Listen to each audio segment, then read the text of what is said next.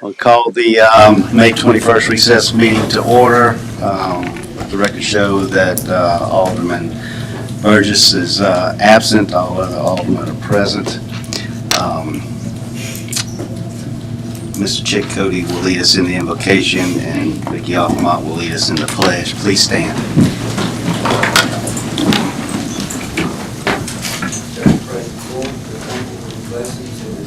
Thanksgiving that we come in our hearts to you because we know all good things come from you. God, we pray for this council tonight, and Mayor and Board, to be with them in every decision they make, and all the people that are here. May we be satisfied with what they do. In Christ Jesus' name we pray and ask it. Amen. Pledge allegiance to the flag of the United States of America and to the republic for which it stands, one nation, under God, indivisible, with liberty and justice for all.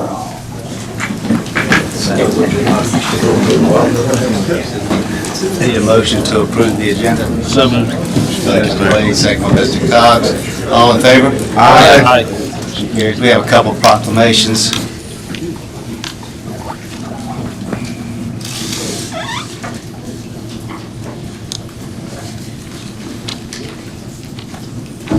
One is for commending Mr. Matthew Burrell, 26 years of service to the city of Ocean Springs.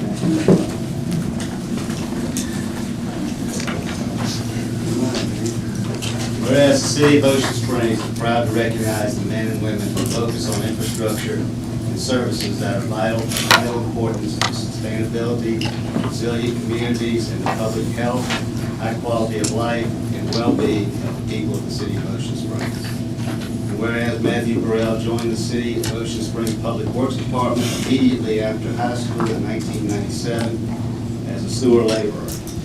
He was eventually appointed to the sewer department supervisor and has remained as a sewer department for his entire work history. Whereas Matthew is a Van Cleve High School graduate. He enjoys fishing, traveling, and spending time with his family. Whereas Matthew is married to his lovely wife Charity. They have 3 children, Alexis, William, and Ashley. Whereas the city of Ocean Springs acknowledges Matthew for his many years of outstanding service to the Ocean Springs Public Works Department and extends him sincere best wishes for continued success in his future endeavors. Now, therefore, I, Kenny Holloway, Mayor of the City of Ocean Springs, proudly present this proclamation to recognize Matthew Burrell for his loyal commitment of 26 years of service to the Ocean Springs Public Works Department. We hereby proclaim Tuesday, May 21st, 2024, as Matthew Burrell Day.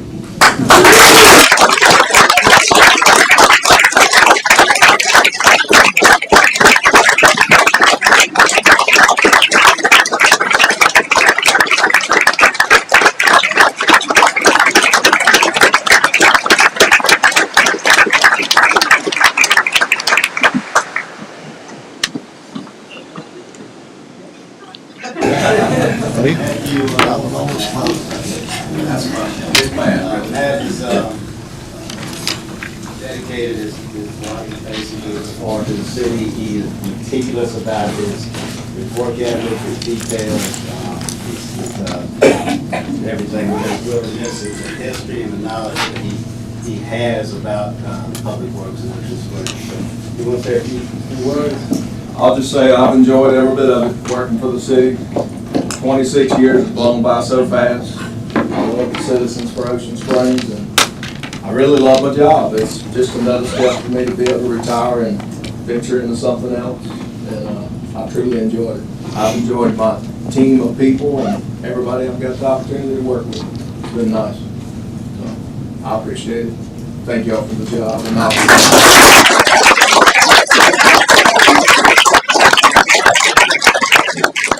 Thank you, Matt. Proclamation is for, this is National Safe Boating Week.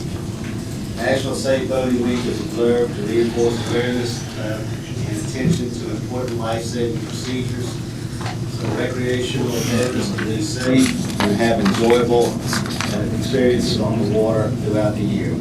Whereas on average, 650 people die each year in boating-related incidents in the U.S., and of which 75% of these fatalities caused by drowning. And whereas the majority of these incidents are not caused by boat, equipment, or environmental factors, but by human error and/or poor judgment. And whereas we recognize the goals of the National Safe Boating Campaign are proactively supported by the United States Coast Guard Station Passenger River Flotilla 38 and the United States Coast Guard Auxiliary and our Mississippi Shipbuilding and Maritime Center in the interest of promoting recreational boating safety. Now therefore, I, Kenny Holloway, Mayor of the City of Ocean Springs, do hereby support the goals of the North American Safe Boating Campaign and proclaim May 18th to May 24th, 2024 as National Safe Boating Week. Throughout Ocean Springs to reinforce awareness of and attention to important life-saving skills that can provide our recreational boaters with the knowledge to safely enjoy their boating experiences throughout the Mississippi coastal region.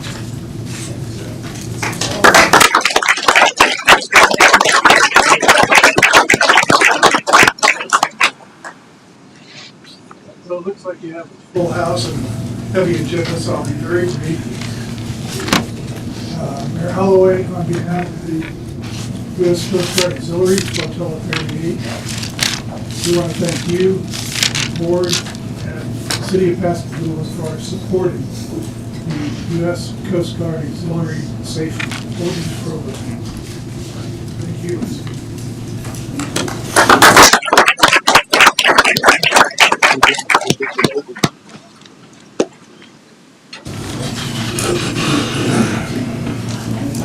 Okay, next item on the agenda is public hearings. This public hearing is to adopt a resolution approving the TIF plan for the Ocean Springs Pine Street Hotel and Conference Center project. Is there a motion to open the public hearing? So moved. Second. Who said it? Motion by Mr. Impey, second by Mr. Wade. All in favor? Aye. Motion carries. I'd like to ask Troy Johnson to come forward. Thank you, Mayor. At your last meeting, y'all passed a resolution setting this hearing. The notice of the hearing was published in the paper as is required. And now, of course, we'll have that hearing. Before we do, I think the public's going to be allowed to speak and ask questions, things like that, subject to the mayor and the board's approval. But before we begin, Lawrence Lyons is the consultant for the developer. I think they have a presentation, so I'm going to let them go, and then we'll answer questions from Lance. Good afternoon, everyone. I'm Lawrence Lyons with Urban Development Toolbox. I am a former mayor of Vicksburg many years ago, and I've been writing TIF plans for the past roughly 15 years. I'm a resident here in Ocean Springs as well. We've been here, I think, about 10 or 11 years now. There's a lot of misinformation about tax increment financing, so I thought I would just take a few minutes to explain what that statute's really covering and what is a TIF plan. There's a lot of language on social media about you're giving away tax dollars and these things, and it's really not that at all. It's an economic inducement tool. It was invented in 1968 in California. Most of the states in the country have some version of a tax increment finance plan. They're very different from state to state. So if you're researching Mississippi statute, it's chapter 45. It was adopted in 1986, and it's very predictable, sort of plain Jane and straightforward. It doesn't have all the nuances that you see in some of the other states, like in Louisiana. What a tax increment finance plan is, effectively, in simple terms, is when a developer comes to a community and they say, we want to build this huge project. Usually TIF plans are for projects that are in excess of $10 million or more, depending on the nature of the project. and they come to the city and say, we're going to have this huge economic impact on your community in terms of construction jobs and buying materials and fuel, and as we're building the buildings, and then once the buildings are built, you'll have all this new ad valorem tax because of the inventory there, and if there's retail sales involved, you'll have new sales tax rebates. The problem is that the projects are not financially feasible because of the cost of the public infrastructure that's not there. So they go to the city, and in this case, this is a $56 million project. The TIF-related public infrastructure costs are right now estimated between $7.6 million and $9 million. Well, I can assure you that this board does not have that kind of money just sitting in the bank hoping somebody will show up. So the idea of tax increment financing is they're saying to the developer, in effect, you go build your project to the planning rules of getting a permanent building and going through the design and all of the things that the cities have to control that. And you build all the public infrastructure to our specifications. And what that specification may mean that people don't understand is this development may only need a 2-inch water line, but the city's plans may incur where they need a 10-inch water line to go through there for other developments that may occur. So they'll encumber the developer at his expense and at his risk to build all of that infrastructure and build his project. And when he's finished with the project, and that's defined by the statute, meaning he got a certificate of occupancy from the city, he got an actual assessed value from the county assessor. It doesn't matter what Lawrence wrote 2 years ago, what we think the estimate will be. It's got to be the actual book value. And if the city's pledging sales tax rebates towards the debt instrument, there has to be at least 6 months and likely 12 months of actual retail sales occurring. And we get a certificate from the Department of Revenue for retail sales that occurred within the legal metes and bounds description of that TIF district that's included in the TIF plan. So everything's done on real numbers, reality at the end, but the developer takes all of the risk. It's his money that goes out. He's paying capitalized interest on those expenses. He's building it to the city specifications. When he's completed and he's met those requirements, he then turns in these receipts. And through many proceedings of the city, they will, first of all, validate that the receipts are actually eligible. And the state attorney general defines what is an eligible TIF-related expense. He may turn in $4 million or $5 million of actual expenses. The bond council will certify before the board. We can allow $3.6 million are eligible, meaning they don't pay for concrete under the footing of a building, but they will pay for concrete in the sidewalks. It all has to be delineated out. What is generally, what is real public infrastructure, and it's defined by what a city can spend out of their general fund. That's the basis in which the Attorney General interprets what is an eligible expense. And so the city, again, through further proceedings, can just choose at their own discretion to go out and sell a bond, or issue a bond to help pay back for that public infrastructure, and the developer in turn is turning that public infrastructure over to the city. It could be titleship, easement, rights of way, that type of things. Now, what can they use to fund it with? They can use only increases in ad valorem taxes that they pledge in the TIF plan, and they can only use increases in rebated sales tax that they get from the state of Mississippi.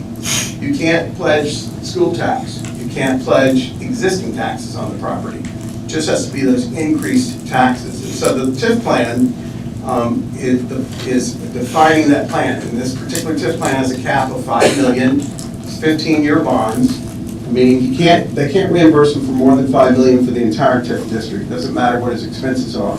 But they can't issue bonds unless there's revenue. Now, who pays for the revenue? Here comes the most important thing I'm going to tell you tonight. Not one penny of public money can be used towards the debt service of a TIF bond. Not one penny. You're not pledging the good faith and credit of the city on a TIF bond. When the city issues a general obligation bond, they're pledging the tax base of the city. We will pay this loan back.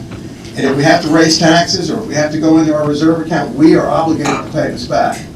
What the city's doing in a TIF bond is effectively administering a bond.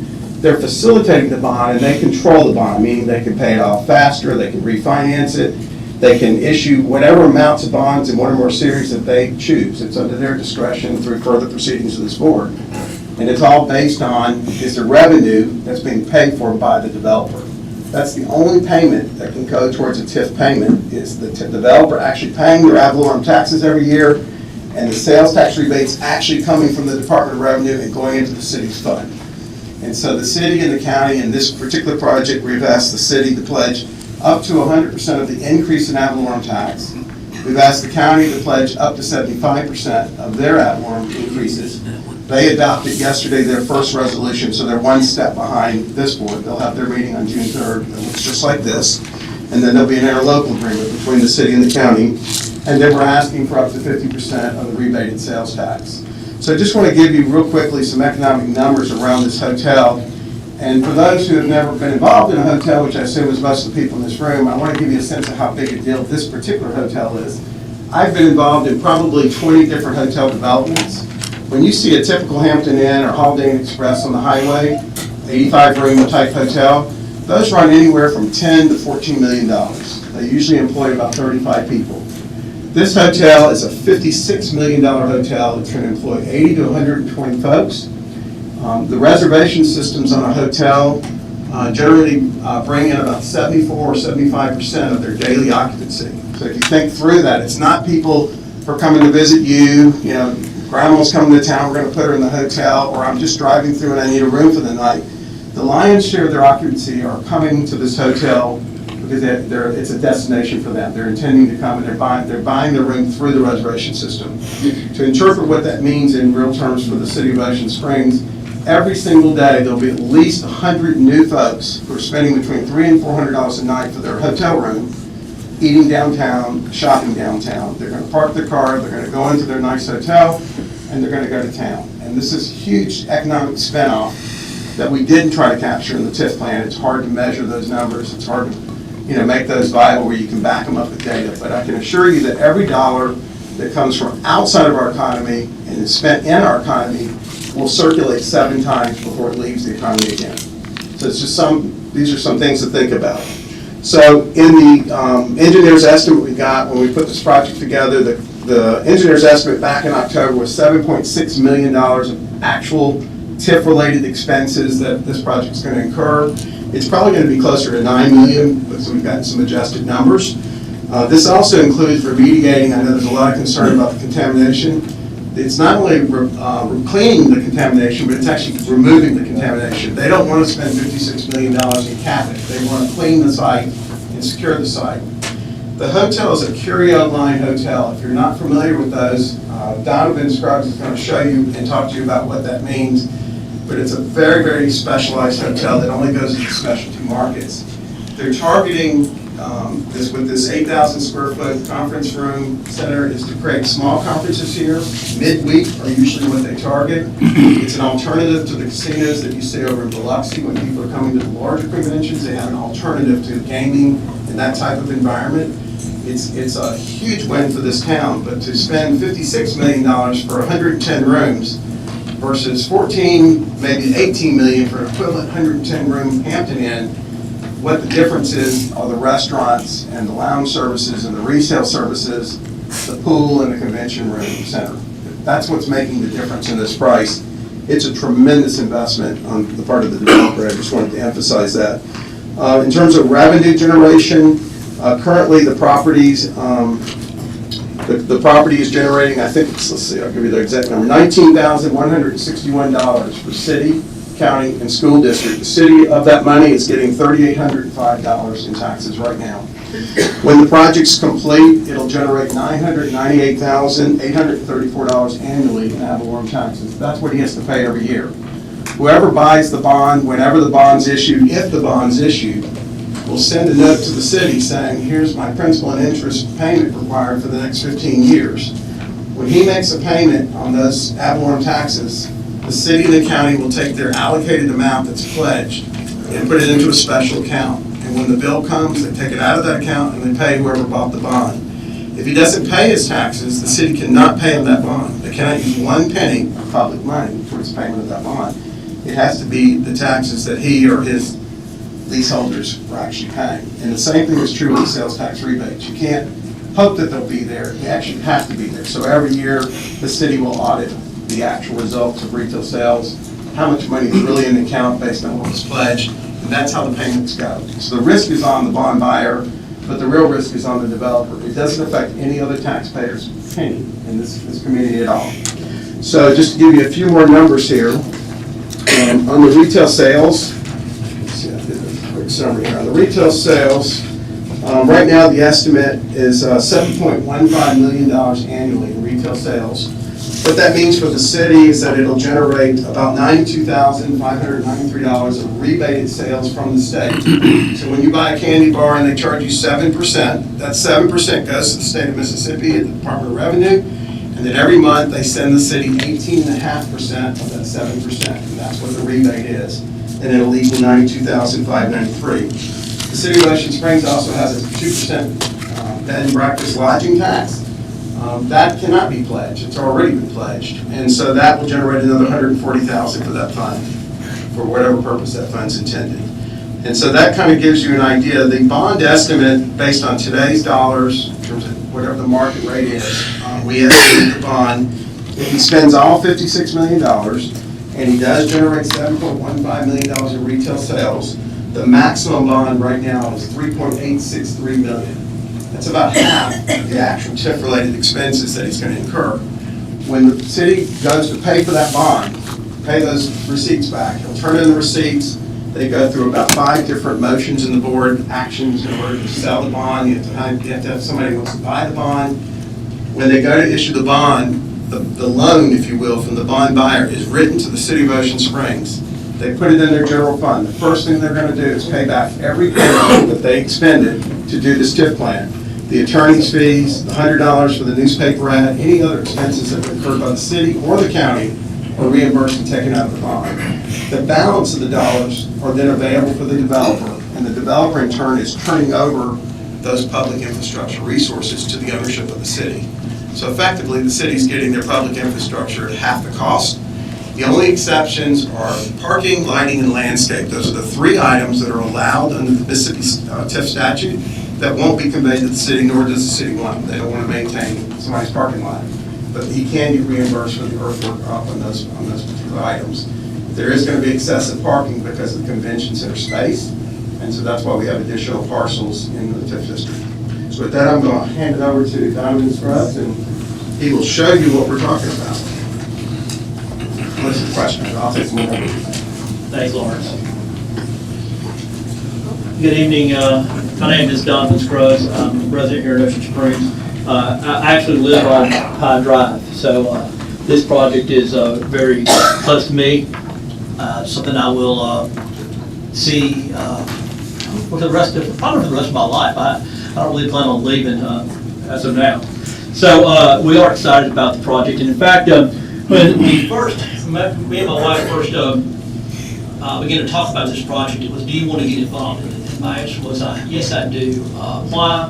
Because it is something that's going to be basically in my front door, and I feel that I can do a much better job being part of the solution as to being somebody who is just opposed to it. I feel as though I've already had some pretty positive influences in this project, and I feel as though that will continue. So I'm excited about it. I'm excited for Ocean Springs. I know that as former city planner, we talked numerous times about getting a hotel in downtown and how great that would be. Connie talked about it, Sarah talked about it, Margaret Miller talked about it. We all talked about it, but here it is, it's finally coming. And it really is, I think, a great day for Ocean Springs.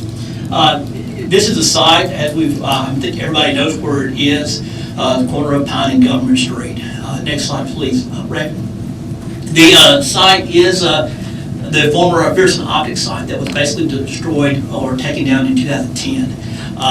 It was previously, next slide, hit this. It was previously zoned industrial, M1. So it was previously not part of downtown. Only through the growth and expansion of downtown do we actually consider this site now part of downtown. And if you see the bottom image, it shows the downtown overlay district, which shows that this site is actually just south of that. This property was rezoned in 2008. I actually took part in the rezoning as a consultant because of the potential redevelopment of it back in those days. Of course, 2008 was a bad year for the economy, and then of course the BP oil spill came about, and it really has just sat there since. So it is a great opportunity to take a site that is considered a brownfield and do a redevelopment of it. So we are excited about the potential of redeveloping this site. I will point out that because of the zoning, we don't anticipate any variances or any rezonings or any other kind of approvals from the Planning Commission or this body. Next slide. As Lauren said, we are doing a Curio line. It's really a new line that was developed in 2014 by Hilton. It does not have the Hilton name on it. You go through the bookings process, but basically this is very top-end hotels that are located primarily in California and Florida and resort-type areas. The Key West, Key Largo, and some places in California, like you mentioned, Texas has a number of them. There is not one in Mississippi, not in Oxford, not in Madison, nowhere else. This is the first one that's being planned for Mississippi, and we're really excited about this. Next slide, please. This is the site as it's laid out. We've tried our best to stay away from Clark. We've tried our best to put the property as close to Government Street as we can. The property will front on Government Street with some outdoor dining areas, and you'll have the portico share on the Pine Drive side. You'll have some drop-in, drop-off parking there, but for the most part, parking is going to be on the east side of the property. You can see in this image at the back of the property, there is some event space. We're looking at this as a potential for weddings and outdoor events, and we think it can be a really good part of the community, and it can get back some of that tourism dollars that we continue to lose from Biloxi and Gulfport and other areas. Next slide, please.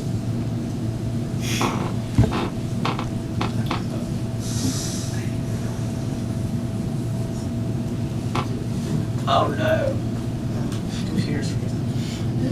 The rundown of the property, Lawrence mentioned it briefly. It is a 108-room hotel, so it's going to be a number of new guests that will be in our city each day. The one thing that we did in conversation with the city is we volunteered to construct the conference area. There is an 8,000 square foot conference center that will be located in this site. What's good about that is it does not require the city to hire staff to maintain it or to operate it. We can do that as part of the hotel. So we think this is a big win for the city. I think we're on the next slide, please.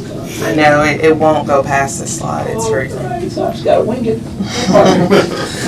Well, don't worry, I've got a backup plan. The property is about 110,000 square feet total. So it's a big area, and it is 4 stories in height. As you can see, you can leave it here. As we go back, you can see the kind of U shape up front. That's the area that will include the actual hotel rooms. Is that my slide? Okay. Not sure what that is. Yeah, okay, it's inverted. Okay, it's just elongated. All right, I'm sorry. The U shape is going to be the 4 stories that is up front along Government Street, and the 1-story building, which will include the conference center, is primarily to the rear. On the second floor of the hotel will be a number of the luxury suites, and as Lauren said, we plan to also include about 80 to 120 new jobs. Next slide. Now, y'all may have recalled several months ago, over the past few months, the city has gone through the plans to redevelop this site. We've had conversations with them. As stated, the developer decided to include the 8,000 square feet of conference space in this hotel. What that did was it freed up the public work side from the plans that have been put together by the city and Dell Partners. Is this area along the public work side is now primarily recreational and public space. The conference center is not doing all that. It really is a big win for the neighbors, for the individuals of Pine Drive and the individuals of Clark Street. So I think that's a big win. Next slide, please. I don't want to go over the same things that Lawrence spoke of, but what we're seeing is the site is now in downtown. I heard people say, why don't we put this on the highway? Well, if you put it on the highway, guess what? Whenever somebody decides to leave there, they have to drive downtown, take a valuable parking space, and then go back to their hotel. This, you park on Sunday, and you may not leave until Friday. You may not have to move your vehicle until you decide to actually go home. You can walk downtown every day, every night, 2 or 3 times a day to do what it is you do downtown. So we think it's a great location. We think it extends downtown, and I think it will be a big win. Next slide. And then this is, once again, going over the things that Lawrence spoke of. It's all based, the monies that we will be utilizing on this project are all new funds. We are not dipping into existing funds. We're not asking for a public handout. We're looking at the increase in sales tax and ad valorem taxes that will be generated by this project and try to pay for the eligible expenditures that are permitted. That's it in a nutshell, guys. I'll be happy to talk for another 30 minutes if you'd like, but I know I've got a lot of folks here and probably need to be set aside. Okay, thank you. And I will point out that the developer, Anna Patel, is here in the audience tonight, and we're all here to answer any questions the board may have. Does anybody on the board have any questions? Or anyone? It's not public comment yet. It's not public comment yet, just the board. I have a question. Did I understand correctly that Hold on a second. This is just for the board to ask questions now, then we'll open it up for the public comment. Sorry, I thought you said anybody had a question. No, it's just anybody up here. I'm good, Mayor. Everybody good? Okay. Is there anyone from the public who would like to speak for or against the plan? You can step forward now. State your name. My name is Joe Jewell. I want to speak in opposition to this development. I want to implore the board not to issue this bond. The property hasn't been sold, it hasn't been mitigated, and there's a lot of questions that have to be answered before I feel this board can proceed. I don't think the developer, previous commenter, speaks for all of Pine Street. I know a lot of citizens on Pine Street, personal friends of mine, that oppose this, and they feel their quality of life, property values are going to be impacted by this hotel. The thing that makes Ocean Springs unique is that charm and our quality of life and our community standards. This development is not in line with that. This development will further erode and destroy that charm that makes this such a great community. And if this development proceeds, it's going to ruin Ocean Springs permanently.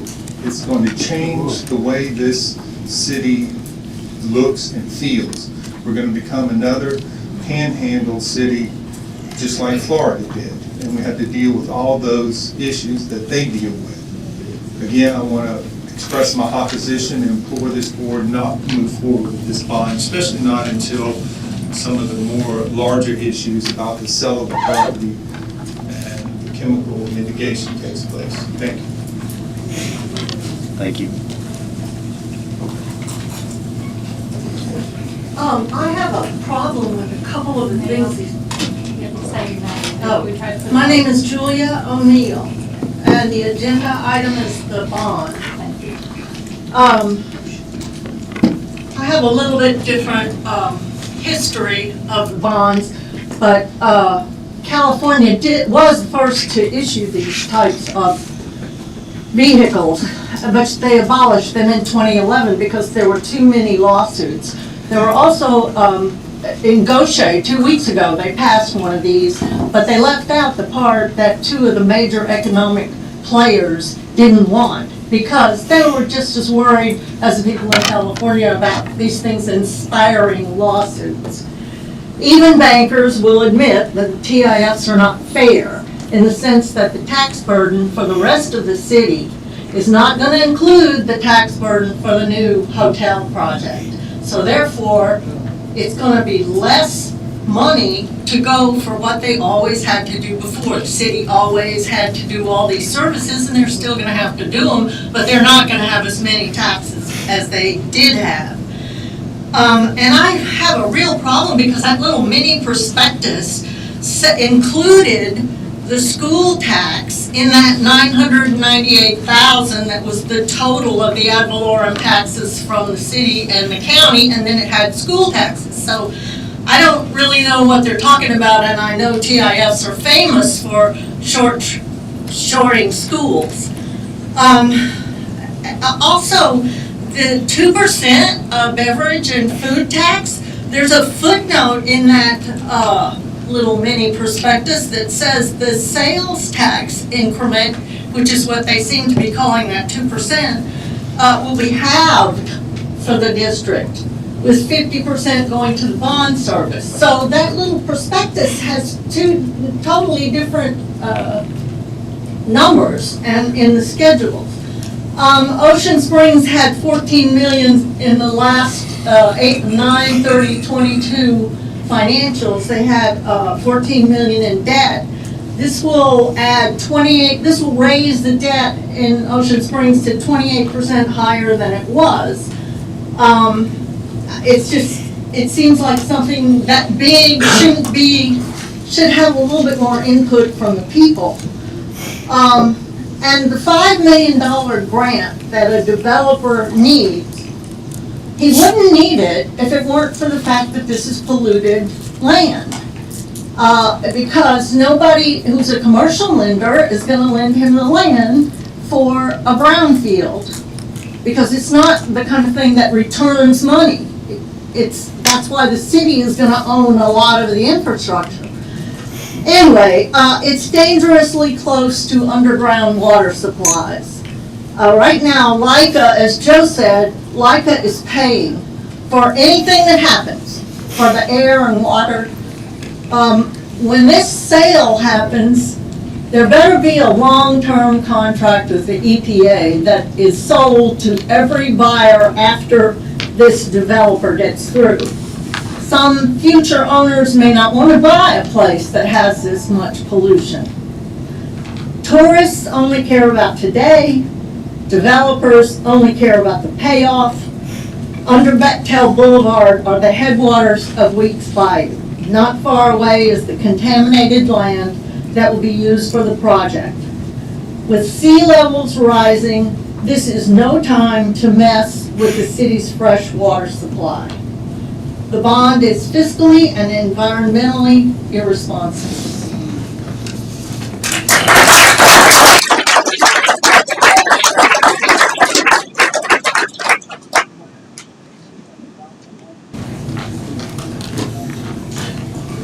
Is there anyone else?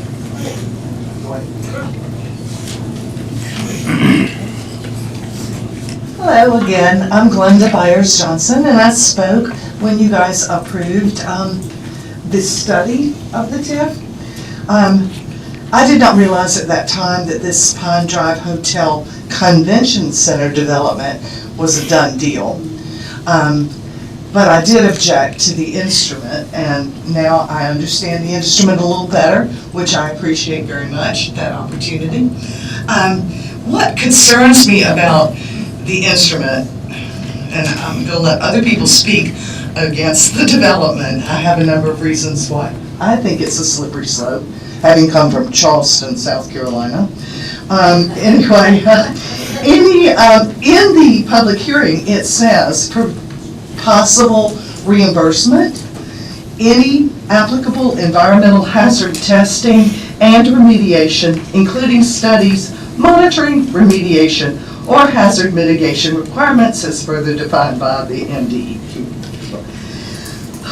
That bothers me because the city of Ocean Springs, and I'm sure your city attorneys will look into this, we then enter in that chain of liability for that hazardous area by reimbursing the developer, and that concerns me. It is a Superfund site. The average Superfund site costs $43 million to clean up, and that was in 2009. I understand this is going to be a brownfield project, and I understand that that will be separate from us, but that's really not what it says in this notice of public hearing. Thank you very much. Thank you. Is there anyone else who would like to speak for or against?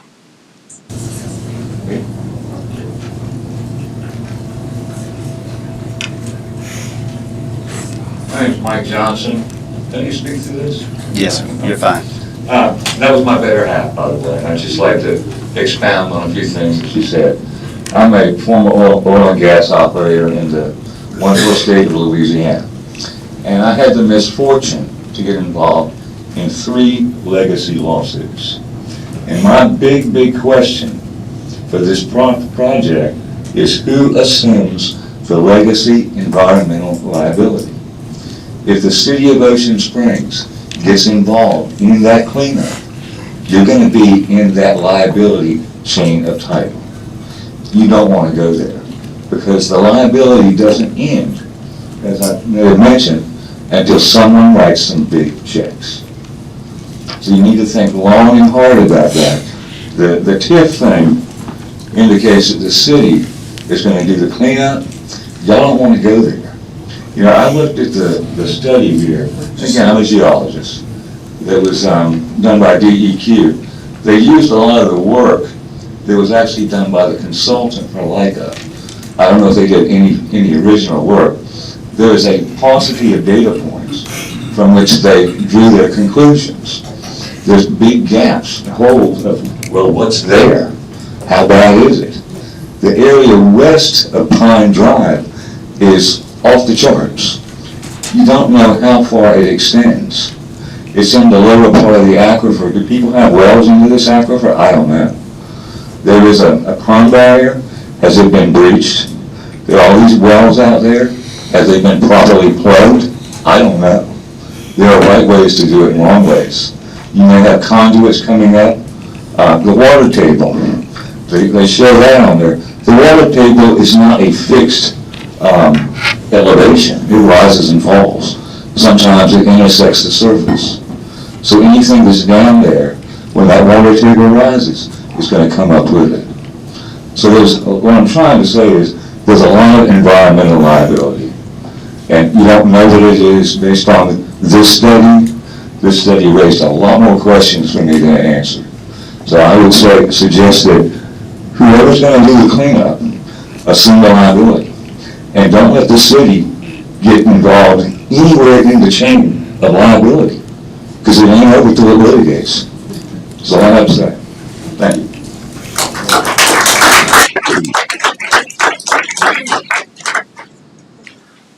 Is there anyone else who would like to speak for or against? Good evening. I'm Becky Desport, and I'm addressing item, I guess, number 5. What's your address? 3309 in Ocean Springs. I too would like to add my testimony saying no to the development of a toxic waste site in a residential neighborhood. I don't agree with the TIF bond for infrastructure before the property is even purchased, before Leica even cleans it up, which according to the mayor, that is a prerequisite. Why would anybody in their right minds want to build something over toxic waste? And on that note, and because of my stand, I would like to add that just like the thousands of people who want this, there are thousands of people who don't. And went through all walks of life in Ocean Springs, all ethnicities, and we are all ages. And I know we look like a bunch of old fogies here, but let me tell you something. Us old people know stuff, okay? We're not a bunch of troublemakers. We're not coming here just to raise Cain. We're not afraid to speak up or stand out. Now, just for a second, I want to ask you to all imagine that you love someone so dearly, and 100 men were going to kill them right in front of you. Or maybe it's your little 3-year-old child standing at the edge of a pool and they fall in, and they're way over their heads. Wouldn't you do everything in your power to stop them and to save them? But wouldn't you? Any of you, wouldn't you? Yes. Right. Well, that's us. We're an army of families, homes, memories, and we need your support of what's right and what's good for our town. Life isn't all about overdevelopment. It isn't about money and bars, eminent domain of property, and doing what you want regardless of what the people want. Thank you for your time.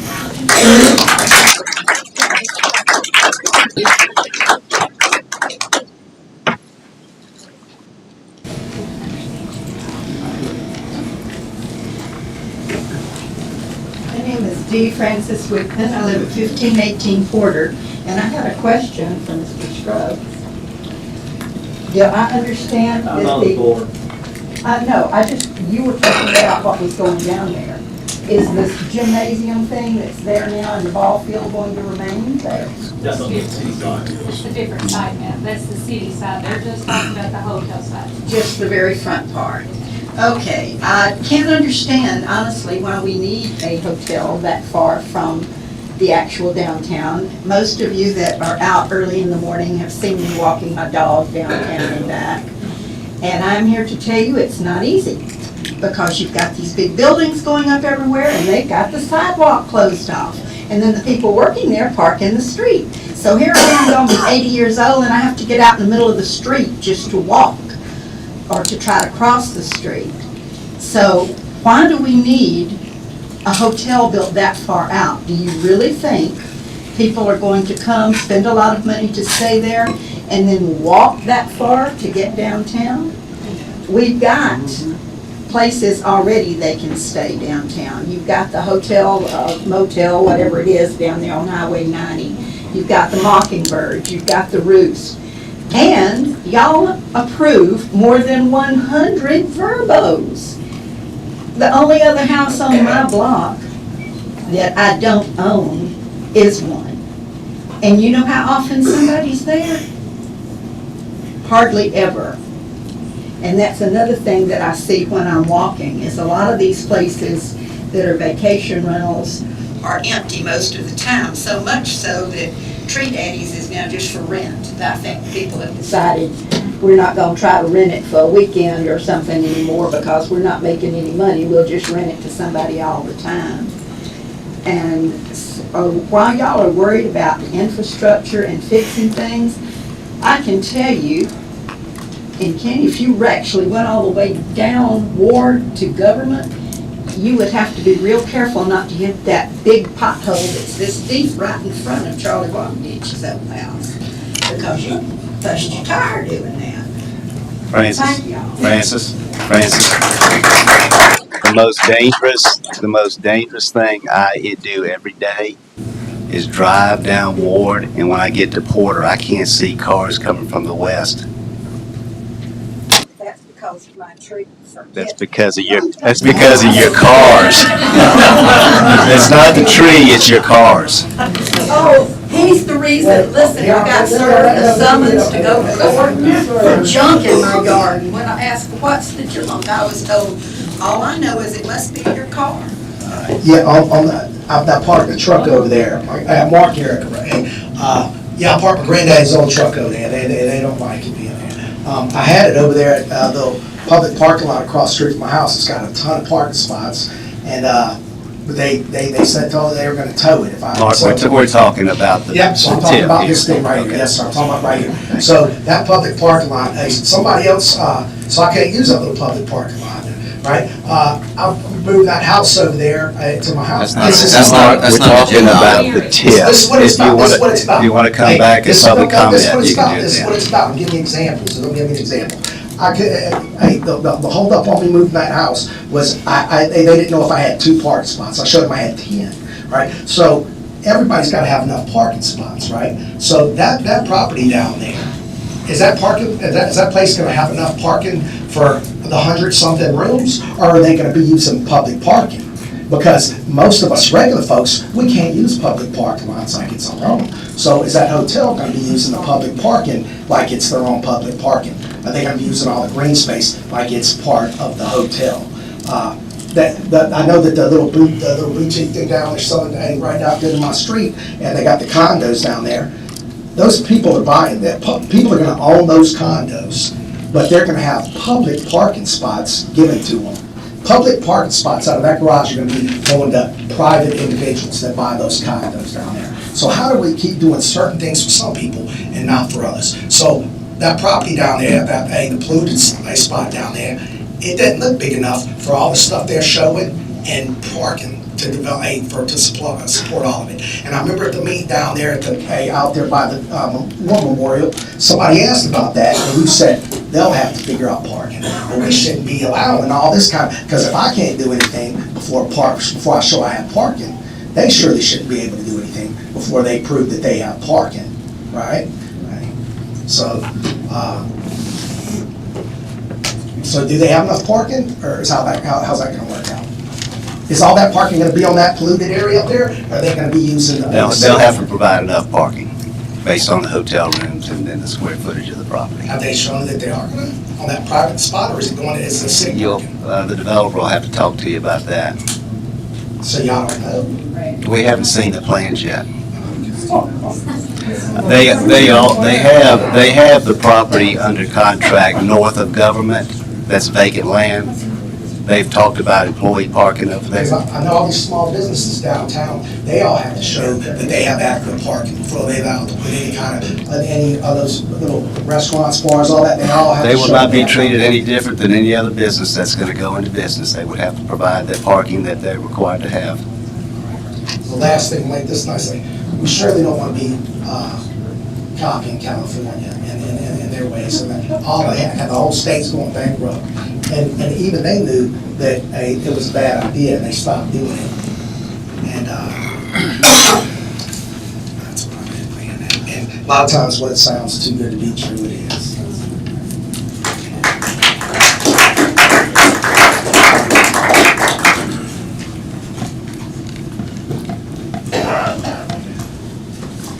Good evening.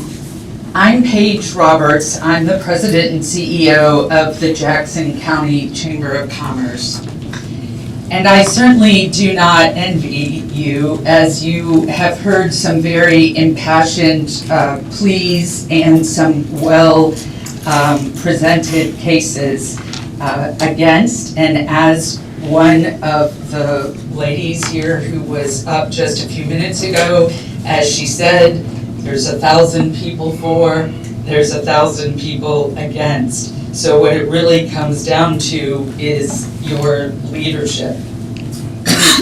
The Jackson County Chamber of Commerce has a mission, and its mission is to support commerce and promote growth in order to enhance quality of life across all of Jackson County. And as many of you know, quality of life indicators include things such as public safety, education, healthcare. The only way that a city can improve its quality of life is through revenue. And the only way to create revenue for a city is through development and growth. Our organization, the Jackson County Chamber of Commerce, is organized specifically to advance the general welfare and prosperity of all Jackson County so that all of its citizens and its areas of business in the business community prosper. And we pay special attention to economic and commercial interests, as well as cultural and educational. To oppose growth just for the sake of fearing change or not wanting progress is, quite frankly, unrealistic and unsustainable. However, as you heard some of the people mention earlier, Ocean Springs is Ocean Springs because of its unique charm. Because, well, in just a minute, you're not going to laugh. It is Ocean Springs, the Discovery Center, because it is unique and it has charm. This particular development, we believe, fits into that culture. We believe that it is unique and that it does belong here in Ocean Springs. Now, yes, we are a vehicle for growth and development, but I assure you, we do not support all development and all growth. We support smart, deliberate, meaningful growth. We believe that this project meets that need. We need in Jackson County, specifically in Ocean Springs, right across the bridge from Biloxi, we need a hotel and conference center. There is no doubt. I am also a tourism commissioner for the Coastal Mississippi Tourism Board. And I assure you the need is there. And that we trust that the growth here will be smart and meaningful. And therefore, we are supporting this TIF project. And by the way, TIFs, while I agree, perhaps California was not the best idea of bringing up as the origin of TIFs, but it is a tool that is used all across the country. The Bloomington, Normal, Illinois area is one to look at, and they are commonly used in a smart, deliberate way. So again, I thank you for your time, and I wish you Godspeed in your deliberation.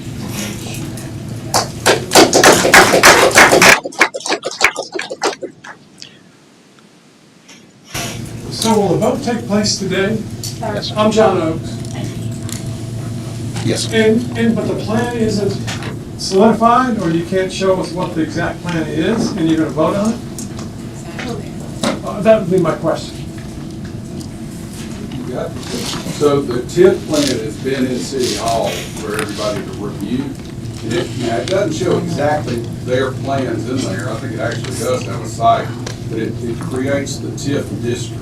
Do y'all want me to kind of explain where we are in? Please, come on up. I want you to explain about that. Answer the question. I'll answer You it. live on High Drive? Yes, sir. I've got a house on Clark, and I was wondering how that's gonna benefit Clark Avenue.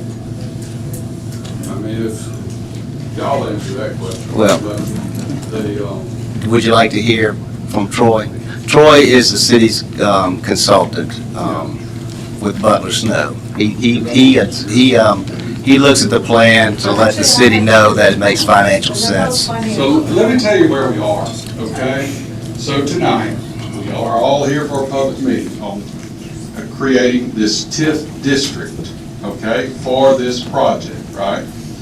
And all that's happening tonight is they're going to create the TIF district. It's going to be a TIF district where if this developer builds this project, they say they're going to develop in 3 years or however long it takes, when they generate enough new taxes, the city will issue TIF bonds and reimburse that developer for those qualified expenses under state law.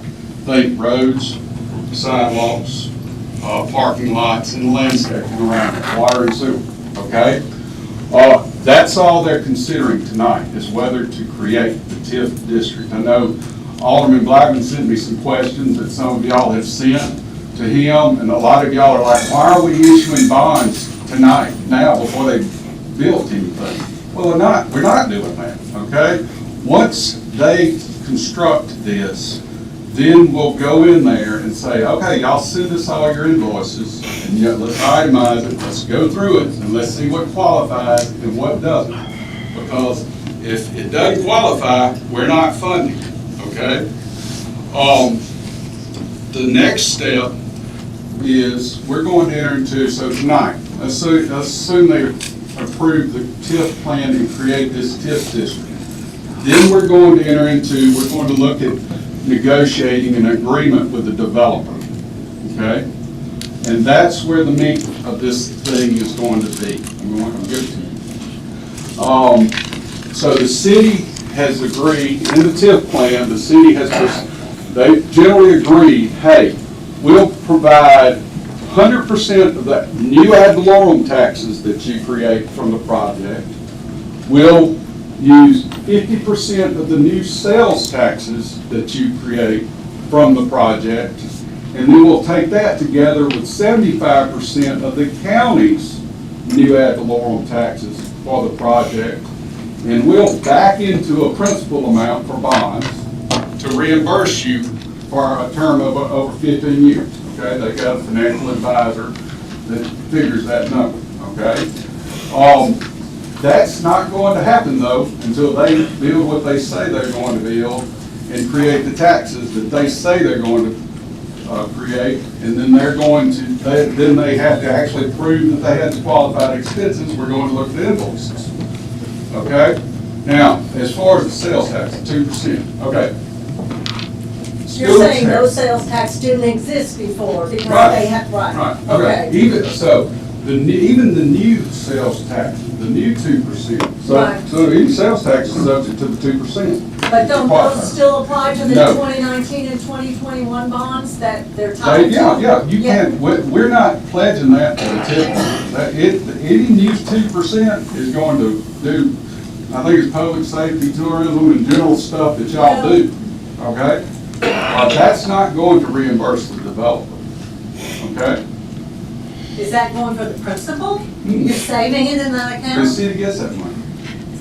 Well, That's new taxes, the new 2%. but it's new. But It's you're gonna say, when you do this bond, you're gonna say the new ones don't apply to the old DOR sends me a debt service. certificate, and look, I do it every day. Been doing it. Okay, but now, the second thing is, on that little schedule that adds up to 998,000, there's a school tax, there's the ad valorem 100% for Ocean Springs, there's Yes, ma'am. 50%, 75% for the county, and then it says school taxes, and that's one of the three. Now, the page breaks down there at the bottom. Yeah, there it is right there. But it is there on the one total. And there's- Now, the thing is, you said they weren't gonna use school taxes. Nope. Well, What they then do, Why they're is put, that? they show that because so there's something called a redevelopment plan that the city adopted. They have to do this to do. You've got to show what the new taxes are being created by the project. That's just required. That doesn't mean it's pledged, because under state law, under the TIF law, you cannot pledge school taxes. Okay. Period. That's new Although these taxes. TIFs do that a lot. No, they don't. Well, they No. did. No, they don't. If they do, there's a problem. They did. They've been around since 1952. Well, I've been doing it for 20 years and they don't. It depends on the state. Yeah, well, that's good. And I wouldn't base anything you think on California, because they do, a lot of lawsuits out there are But done every because state they except do Arizona bonds. has these. Right, It's not. but a lot of the lawsuits in California are based on the fact that they did the bonds before the capital improvements were built. Here, by and large, we wait till the capital improvements are built. Then we reimburse the developer. Okay? So that's the difference. And I can think of one lawsuit that been doing it for, like I said, 20 years, and it was because the developer didn't do what they said they were going to do, and the city said, we're not issuing bonds. The city won. But let me see what else. We got the 2%, the debt payments. The question was, well, let me back up. There is no tax abatement in this, okay? There was a question of, are we delaying taxes? Will the developer not have to pay taxes during the construction period or at any time? Yeah, the developer's going to have to pay the taxes, period. Especially if you issue a TIF bond, because how else are you going to make the TIF bond payment? Because that's what's paying the TIF bond. And the TIF bonds are only going to be paid from the new taxes created. Again, I can't emphasize that enough. It's 100% of the ad valorem taxes, 50% of the sales taxes, and then 75% of the county taxes. You're not using school taxes. You're not using the 2% tourism taxes, okay? So the city nets some money on this, okay? And if you go down to the bank to borrow money for a house, the banks aren't going to give you 100% of the revenue. There's going to be a coverage requirement. So the city's going to get even a little bit more. There may be 100%, they'll give you 8% of the revenue typically. So the city, there will be some taxes created from this. Now, yeah, you're going to delay some for 15 years or so, the entire amount. But otherwise, yes, the city will get something from these. And I'll answer any other questions. What's the permit value? The permit value. It says 90, I don't either. Permit value? It says 90% of the permit value, and that's a little respect. I can't understand. the tax assessor has the way they assess properties, Yeah. they have a long algorithm, a formula, but it averages about 90% of the value that when a developer wants to come in, they have to get their development approved by the planning committee and the architect review board and all these things before the city issues a permit. When they issue a permit, he has to establish the value of the project. That's the permit value. It's sent to the assessor. Then the assessor uses that to assess the property. Right. It works out in Jackson County about 90% of the actual permit value. So if you're gonna build $1 million house, he's gonna assess it about 90% of $1 million, because a lot of that is labor, it's the difference in it. Oh, yeah. So that's what that means. This is all betting on the come. Well, but here, look, this is the best incentive for a city, because the city, yeah, you're creating a TIF district, and yeah, y'all have to figure out whether y'all want a project like this or not. I get that. Ocean Springs is a phenomenal place, and that's what they're here for, to decide. But ultimately, the developer's got to do what they say they're going to do before the city's out one penny to do as far as it reimbursing them for those expenses. So the city is just voting tonight to develop a TIF district. Create a TIF district. Create a Yes. TIF district. And then ultimately, you're gonna work with the company and develop a plan that's going to use that $5 million. Well, and y'all probably use 9 times out of 10, I mean, they said based on, we're going to enter into an agreement that says, look guys, y'all are going to build this project. And we're going to, at the end of this project, y'all are going to submit us y'all's expenses that we're going to determine whether they qualify or not. We'll take some, I mean, we'll see whether they qualify or not. They may submit $10 million of expenses, okay? But I'm going to call the tax assessor over there, and I'm going to say, send me the assessed value of that property in 2026, okay? We're setting the baseline today. I know what the property value is today. And the difference between what it is now and say 2026 when they get through with it, that's going to be a set value. I mean, I can't guess that. I'm going to know what that value is. And the sales taxes, I'm going to call DOR, and I'm going to do the DR State Tax Commission, and I'm going to do the same thing. And they send me a certificate, and they say in the last 12 months, the city has gotten this much in sales tax from this project. I understand that. Now, So when the $5 million bond is issued, is the issue for. Well, What if it's issued and America goes south? They refuse to clean the site up, Well, there's they've some got to other do that litigation, first. something that doesn't allow, what happens to the $5 million bond? Well, let me go back. So, one, based on what the tax assessor and the DOR send me, we may not issue a $5 million. We're only going to issue what those taxes generate, okay, and what we pledged, 50%, 75%, 100%, okay? They have to clean that property before we do anything to get all together, right? And y'all worked out a separate agreement with. Yeah, let me say something on that. One is, if they don't clean the property, they're not gonna build. It's not gonna happen. Number two, there's been several questions about liability for the city, legacy liability. The city in the past has had no liability. As we sit here today, we have no liability, and we will have none in the future. I can promise you that. The city is not going to have any liability for any of the environmental issues there. If they purchase it, they do, and they have to clean it, or it will not be built. So the city is not cleaning it. No ma'am, the city, that's not our responsibility. We're not gonna undertake it. I'll say it again, we will do nothing that creates any liability whatsoever on this city. What Period. about in perpetuity? Ever. No, I'll say it I mean, differently. who's gonna take care of this in perpetuity? This thing is not gonna be cleaned up. Then they can't build. What? They can't build. If they don't agree, they can't. I listened to that DEQ guy all day on that Saturday. Ma'am, if And there's he a- sounded like this was not capable of being totally fixed, but you could sleep on the second floor and then you wouldn't. Ma'am, there may be in the Why? future the state involved in it, or the federal government, the EPA, but I can tell you again, we will not be involved, and that's the city of Ocean Springs. well, somebody's gonna be involved in it forever. And it'd be nice if it were somebody who had deep pockets. You know, and not some developer who took his money and ran and tried to sell it to somebody and they didn't want it, so they had millions of years of liability. I mean, somebody's gonna have it. Does the city own the property? No. Oh, okay, so No, since the why city not? doesn't own, if the city doesn't own the property, then how would the city have liability? It wouldn't be. Oh, okay, You're I'm sorry, I'm making just an trying to figure assumption. out. I'm not gonna argue. You're making an assumption. When they say it's clean, we're gonna say, oh, that's great. Of course not. We're gonna have experts prove to us that it is safe and done.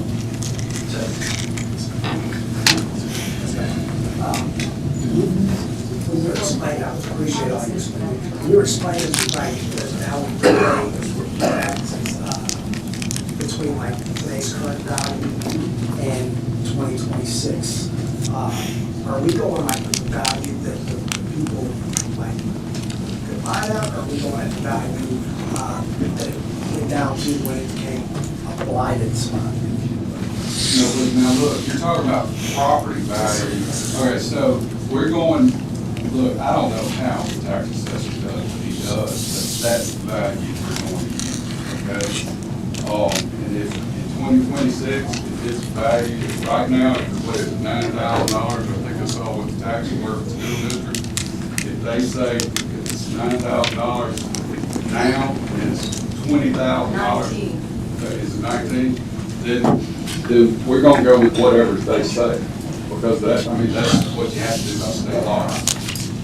But this is just a projection. Yeah, exactly. Those are projections. And we're going to get real numbers. And this is one of those things where generally, you don't hear a lot about tips, because they generally, in Mississippi, maybe not in California, but they do. Well, they quit having to tell No, them. no, they've done a lot of stuff. Any other questions?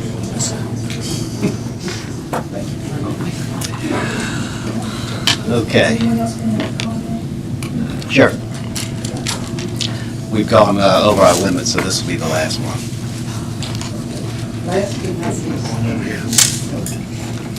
Hi, my name is Cindy Mitchell-Peters. I'm a lifelong resident of Ocean Springs, so are my parents, my grandparents. I live on Cleveland Avenue, which is right in town. We used to call it Mitchellville because we owned all the 6 houses on either side of the street. Regardless, I came here tonight, and I still am, learning and listening. You know, I didn't have an agenda other than listen to what the plans are and my love for Ocean Springs. And I've heard a lot of things about it, and it scares me. It really scares me, because we know Ocean Springs is growing, and we've seen it. You drive down any street, there's hardly any piece of property left to buy, and that's not only in residential, but especially commercial. People are filling in, building. So I know that Ocean Springs is generating a lot of income. I don't know how much, and I don't know how much we feel like we have to have. Ocean Springs is unique because it's different from Gulfport and Biloxi. That's why they have their businesses there, and they come to Ocean Springs to live and to do their grocery shopping. That we don't want to compare with Biloxi and New Orleans and Gulfport. We want to be Ocean Springs. I'm not against progress. I know we have to change. I know we have to grow. But it scares me to think about this. First of all, the traffic that it would generate. You know, Government Street, we tried to drive down Government Street just to get some tater nuts, you know. I mean, really, you know, it's a traffic jam now. I avoid it at all costs. What's it gonna be like when we have a hotel and center there for, you know, on the corner of Pine Drive and Government Street? I haven't heard that just yet. I'm sure you've considered that, but that's one of the issues. I was concerned about the contamination. I went to the meeting at Community Center, and I heard all the pledges for cleaning it up, and it sounded good, and it sounded like they knew what they were doing, and I'm sure that they do. But my question I'm putting out to you is, the people we've entrusted to care for our city and to lead it in growth, I just wonder if you may have put the cart before the horse. Why are we even considering this now? And you give us all your assurances that it's going to be cleaned up. We are not going to build anything Until it is clean and free of contamination. So why are we even courting this new development? if the property isn't cleaned yet. Wouldn't it be the best thing to clean the property, or to insist that they clean the property before a shovel is used in development? I thank you for your time.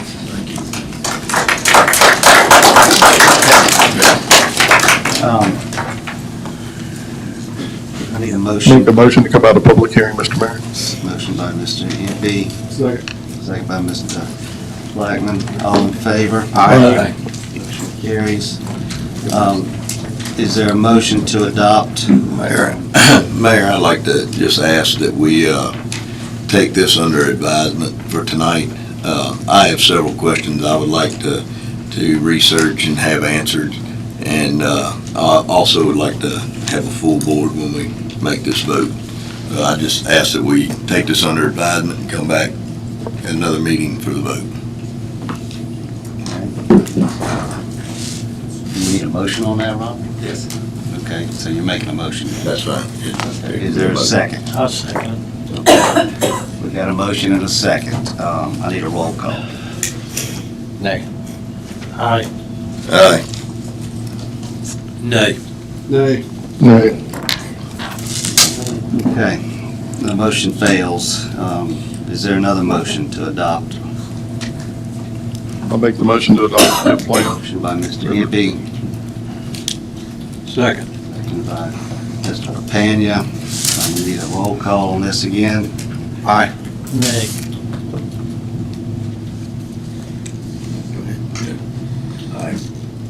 Aye. Aye. Nay. Okay, motion carries.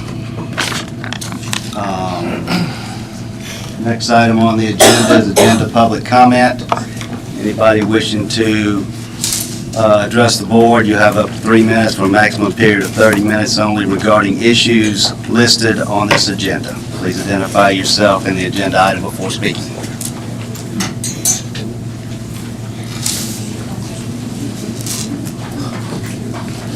I was just looking at, you were fixing to draft a proposal for a one-way street on Hillendale. I think, yes, Do you know if that's one-way going north or south? It's one way going from Cleveland to Front Beach. To Front Beach. Okay, that's all I need to know. I have a boat, and it's the only way I get my boat in is to go down. You go Cleveland way, don't you? I go Cleveland, turn Hillendale, come back around to McGinnis. Aaron Stennons, is Yeah, that your I'm name? sorry, yeah. Okay. I just was curious as what way it was gonna be. okay. I don't have a problem with that. I think it's a great idea. Actually, I would love to turn off the beach to a walking area myself. That's my opinion. All right, Karen. Anyone else who'd like to speak to the agenda item?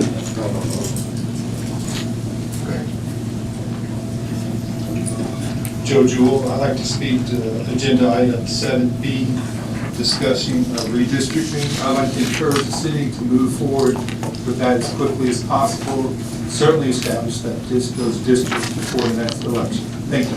Yes, sir. We have to, Joe, we have to have it done before the next election.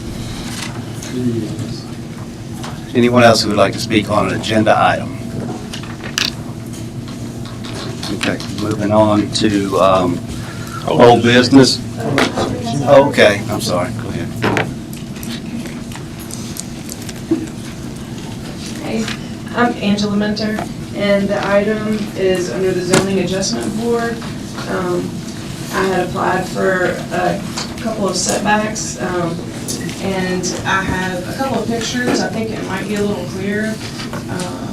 I have have a unique property line on one side, and then I have a giant live oak tree on another side. And it's kind of pushing an addition that we've been trying to design with an architect a certain way. Which item is that, ma'am? Sorry, the zoning item? It's under the consent agenda. Seven which? S. Yes. Yes. Oh, yes, oh, sorry. It's actually. Got it. Okay. I'm sorry. You're fine.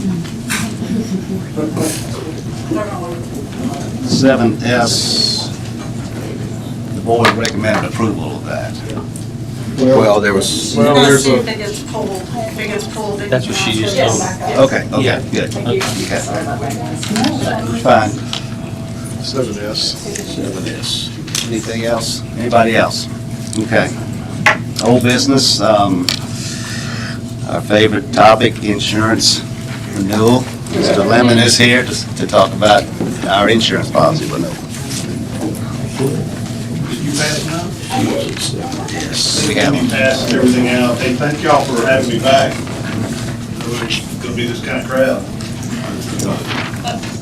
So we've been meeting about the insurance, and this is the property insurance and the auto insurance and the parks and recreation insurance. You have the golf carts on there, and then the boat is really what we're talking about. This renews at the end of this month on 5/31. I think we've been working on this, Bobby, since February. I know the insurance committee has met with us several times. Minnie met with us. They brought in Patty this last meeting. Thank goodness.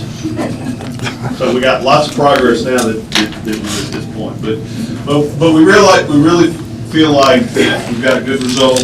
We are ready. I know when we met last week, or 2 weeks ago, the Parks and Recreation, even when we met last week, Parks and Recreation is not completed. And we've been able to do that since last Thursday. And we felt like we got a good result. Minnie was very helpful. She reached out to a couple other cities. We reached back out to our network.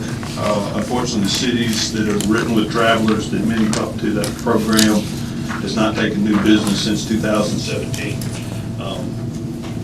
Really, if you want to go to page 7, we can kind of really talk about the numbers as we have throughout this process. If you recall, you have a approximately $44 million schedule with your buildings and your contents. Last year with the market cycle and the pricing, we settled in on $10 million of loss limit with a 10% name storm deductible.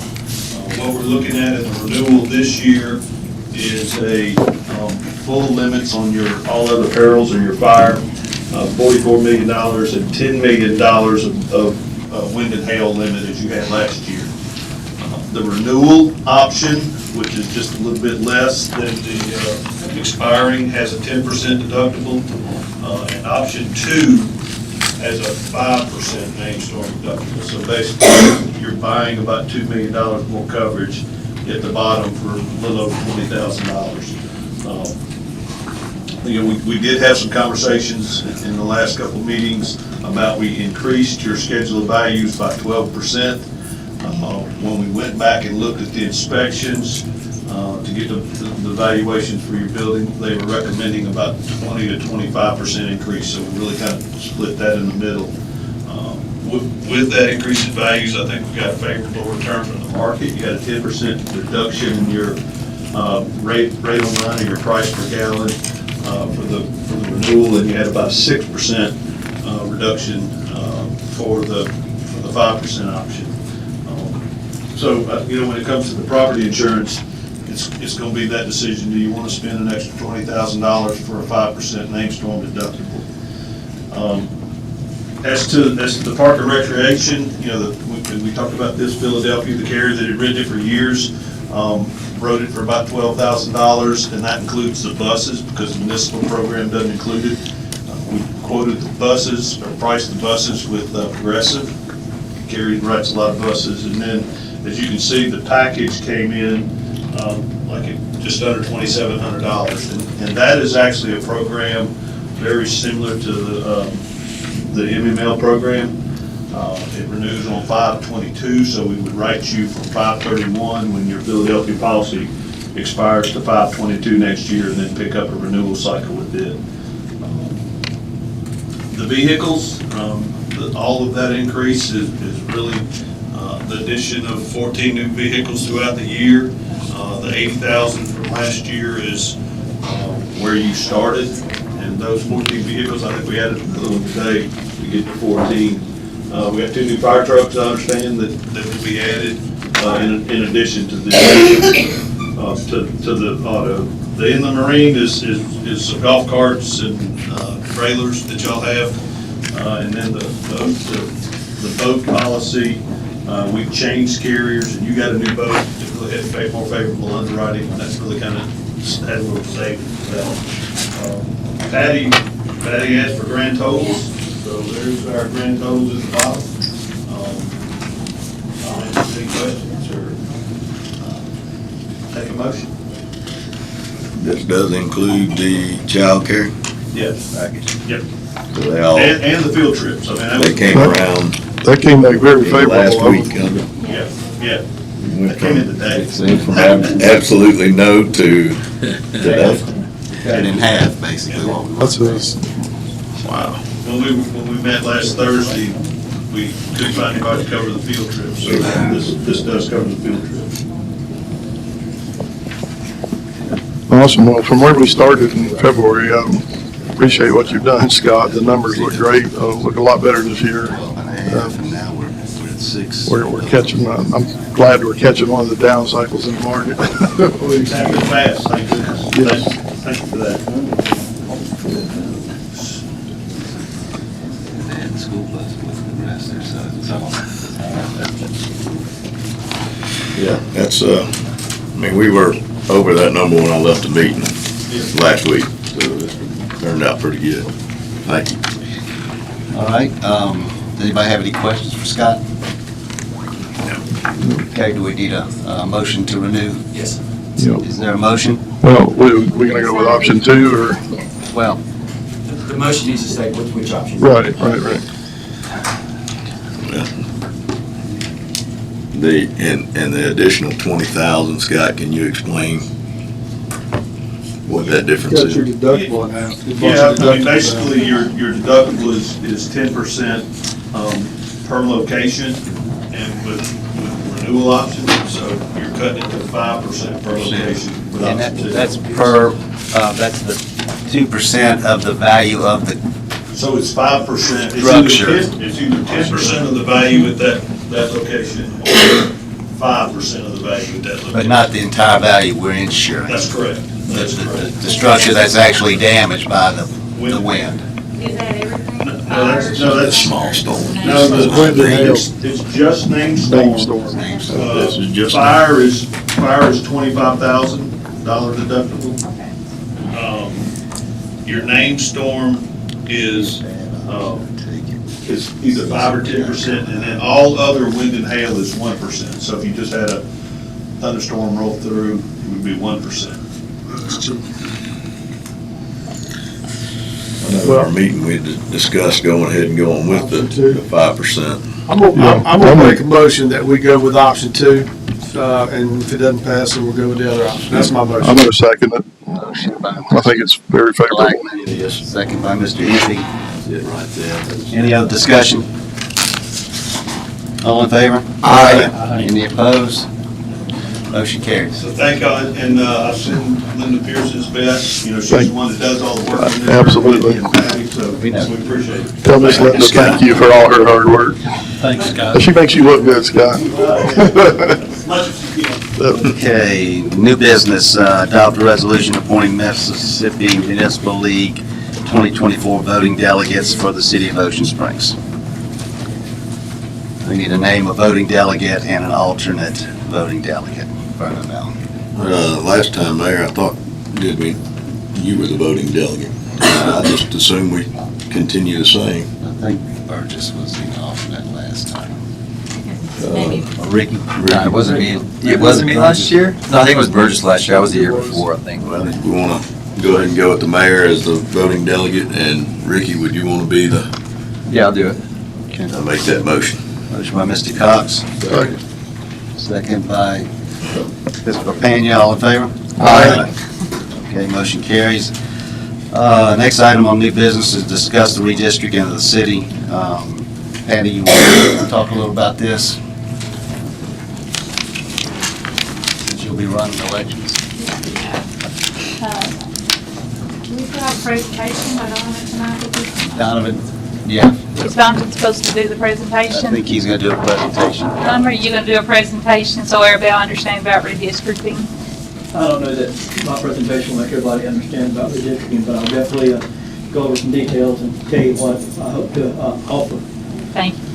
My name is Donovan Scruggs, resident here in Ocean Springs, and I guess it was brought to my attention that the city is looking at doing a redistricting plan based largely on, well, somewhat on the growth in 2020 and the upcoming election, but also based on the annexation that occurred. New residents have gotten the wards out of line. An overall deviation is not supposed to be more than, I guess it's 10% top to bottom, 5% from the ideal target rate. And anyway, the city has got to do a redistricting plan. Now, what I want to offer is that I was involved in the 2000 redistricting, following that census as a city planner. And then in 2010, following that rezoning, that census, I did it for you as a consultant. So I've got a couple of efforts under my belt as far as working with the city. What I think I offer as far as being unique is that I am here. I'm a couple blocks away on Pine Drive, and that affords me the opportunity to have several meetings. What I think was very beneficial is the forming of a redistricting committee. A redistricting committee allows each alderman to appoint their representative. I actually ran into one who said that if y'all give me the job, he wants to serve again. He served on it several years ago, and he said I did a good job. So I'll give you the number if you want to talk to him. At any rate, the redistricting does need to occur. I do think, as I was saying, the committee formation is good because it allows you guys to actually put somebody on that committee. But I think in this situation, we probably are going to want to expand that from just one for each of you and include one for possibly the north side of 90 and the south side of 90 that are in the annexation area. I believe this is going to be a little more contentious than the ones we've had in the past because those residents are now part of the city and want to make sure that they are included in any redistricting efforts. So I think it's to look outside of our traditional boundaries and actually try to include these new residents. The outlining of a redistricting plan, there's several goals you're supposed to look at, continuity or connectivity, so they're actually compact. You're supposed to look at things such as the protection of incumbents. That's actually a goal. I know there's some, with the growth going on out east, there's going to be a little bit of an effort to keep everybody in their wards. I have looked at it today a little bit, and I do think that's possible. I think Ms. Fergus is going to probably move up Ocean Springs Road. I think Ken's district's going to move a little bit out east. I think Rob's going to have the hardest district because he's going to have all that new growth that's going on out by the high school. But I do think that a little bit of work and a little bit of massaging, and we can have the districts where they look like they should, they look normal, and in fact, we may be able to get yours back to where it should be, which is primarily south of 90 and not going north of 90. Traditionally, that ward has always been north, and Mr. Impey's has always been on the, there's been a south, and Mr. Impey's has always been on the north, and there was some crossover this time. One of the issues that causes this crossover, this kind of difficulties, is all of our bayous and wetlands and water bodies that are actually in one block. So Stark Bayou is in the same block as those back up on Halstead. And you've got to get all those people in one block. And that really is difficult because that can throw everything out of kilter. So you've got to look at the little smaller blocks to make numbers match up. It's all a numbers game. And it's all in trying to make sure that you hit that target rate, which I think is going to be about, 3,500. Is the number we're going to be looking at. So everybody's got to have about 3,500 individuals in their wards. you know, I know Butler Snow can do this job, I can do this job. We're both going to use GRPC. I think the city has a contract with that entity to handle the GIS portion. So basically, you just need somebody to work the plan through the adoption process and get the correct ordinances that are compliant with all of our voting laws. We can do that. I've got counsel that I've been working with that has done this several times. So I really think that I can provide this at a flat rate, not hourly, but a flat rate, which is going to be much less than what you would have somebody from you know, out of county or out of area doing it for you. So I wish you would consider it. I'll be happy to answer any questions you may have, but we've got a assistant that's going to be helping me out this summer, so we're going to double the size of my office and we're going to knock this thing out quickly. Are you going to So you got to have something to do. Who's your counsel?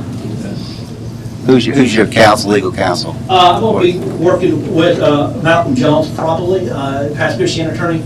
I've worked with Malcolm on several projects. I'll be happy to work with Robert.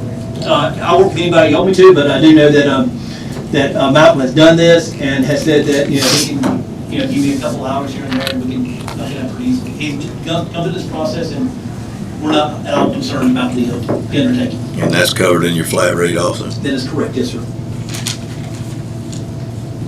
Can I ask a question? One quick question.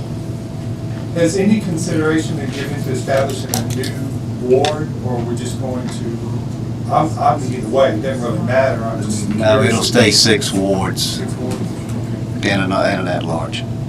Mr. Mayor, and I apologize for doing this, I would like to give me 2 weeks to kind of look exactly, I hadn't done a deep dive on what all this is. I know you've done it in the past, but I'd like to do that and maybe. We've got another presentation coming next board meeting also, so we'll be able to compare. I know you have the ability, some things I want to, I want to look up some answers for you. Okay. Yeah. Plus, what you may want to look at is that basically in 2013, the Supreme Court, you know, struck down what used to be called as pre-clearance, meaning that before anybody in the South did a plan, it had to go to DOJ, and DOJ actually had to bless it. That was about a 6 to 8 month process that really made you have to get way out in front. That process has been significantly downplayed. You still have to look at the same things you've always looked at. Ocean Springs, and we looked at this past 2 times, no matter what we do, no matter how hard we try, we cannot create a majority district. We're unlike a lot of cities where that can be an issue. We can't do that. But what we can do is make sure that those areas of concentration are protected. And we've done that in the past, and we can do that again. And, you know, as I stated previously, I've done it twice before. I know where the issues are, I know where the concerns are, and I think that provides me a unique opportunity to kind of knock this out for you very rapidly. Thank you. And the committee worked real well last time. Yeah. Yeah, that was gonna be my statement too. I think Yeah, we that's need to good. definitely move forward with putting a committee together for redistricting. Thank you. All right.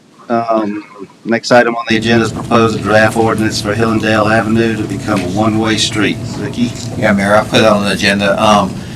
That street predominantly services residents on the south side of that street. That street is about 14 feet wide at best, and then when you get towards Front Beach, it really gets a lot tighter. So when 2 cars pass each other, they have to go in the grass of the residents.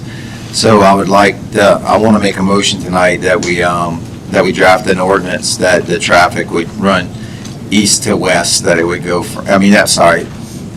that would go east to west, that it come from Cleveland to Front Beach.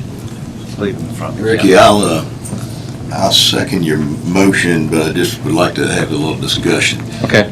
Because I have not been down Hillendale to discuss with the residents that live there. Do we have any opposition to this from the residents? And then my other question was, do you really want to make the whole road one way? Or would you rather just do from the beach to the first little road that runs east and west there? That way the residents that have houses there can go either way, but your through traffic from the beach won't be using it for a cut through. Well, it would just be one way on that one little section. It's the residents from the street that came to me with the proposal. They've been asking me to do it, and it's probably been 4 months since they talked to me about it, and I looked at it, and I kind of held off from doing it, but after they fixed their yards a couple of times, they kept, complaining about it. I don't think it'd be worth it to do just from Front Beach to Beach Drive, because it's just such a short distance That would cut off your cut-through traffic coming from the beach, looping back up, is what I was saying. Still not gonna stop everybody from passing in their front yards, though, I was kind of hoping it would reduce the through traffic wouldn't be going through unless they were going, I guess, south. You would still have the through traffic there. Just a suggestion. I figured maybe just a short spot instead of the whole road might be something to discuss.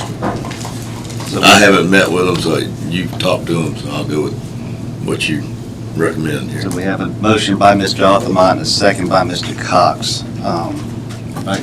Okay. Any other discussion? Mr. Mayor, that motion is to direct me by the next meeting to have a Ordinance. I might suggest for the next meeting, or to have the police, the chief, comment one way or the other on this as far as safety. Okay. We don't have to do it tonight. I'm just saying before we make the presentation. Gotcha. Next Yeah, week. not bad. Might want to talk with fire too about trucking. Yes, sir. Trucks. So, okay, motion is second, all in favor? Aye. Any opposed? Motion Well, carries. I can assure you a fire truck ain't turning from Front Beach onto Hillendale. Unless we're gonna fix it. Anyone have anything to pull from the consent agenda? Yes. 8? Yes. 8D. Yes, and D. Yes, and D. Yep. Make a motion to approve the consent agenda with the exception of 8D and 8S. Okay, motion. Second. By Mr. Jiffy, second by Mr. Cox. All in favor? Aye. Okay, motion carries. 8D is the authorized mayor and the cultural arts coordinator to execute an instrument, or execute the instructor MOUs and hold harmless agreements for programming at the Mary C. with David, Brian, Joan A. And all those people. Yeah, and all these people that have strange names. Anyway, Kevin? That's Ricky. I thought you called me. Oh, okay. So, my motion, I wanna table the Trinity Cafe by Joshua until we can have more discussion about that. I make a motion that we authorize the mayor and arts culture coordinator to execute the instructor MOUs with the exception of the tabling of Trinity Cafe by Joshua. Motion by Mr. Aldermen. Second. Second by Mr. Impey. Any discussion on that? I would like to, before we move forward with that, I would like a couple of aldermen to be involved in that discussion, because I think it's a big deal for both what the kitchen was designed for or what it was put there for, and where we move forward with it. Mm-hmm. So before this comes back. You want to, yourself, obviously. Well, council needs to be involved in this as well. Well, Sarah's not here, but from what she explained to me, that this MOU was just for programming, not necessarily the sale of like lunch, but. I would since that's involved in it, I would rather go ahead and table that one until we can come together to figure out what that is. Okay. Any other discussion? All in favor? Aye. Any opposed? Motion carries. Now we're moving on to item S. Carter Thompson, Community Development Director, City of Ocean Springs. This particular agenda item was heard on the Zoning Adjustment Board on May the 14th. The applicant was applying for a variance to the rear and side setback. The property is zoned R1. It does appear from the aerial overview that the property was subdivided with the adjacent parcel. We evaluated it based on a hardship. The side was approved unanimously by ZAB. The rear was not. I evaluated the size of the lot, how it was subdivided, what met the criteria, what didn't. She is expanding the applicant is expanding their current home, they want to do an expansion. So what was denied was the rear setback, which is 25 feet for the structure. There's several accessory structures that are planned, a pool, a pergola, but the expansion on the master bedroom wall was less than 25 feet. So when ZAB looked at it, they decided that the 25 did not meet the hardship criteria, and that the rear did not meet the hardship criteria and the side did. Ma'am, this is what you wanted to speak to the board about? You're welcome to approach the podium.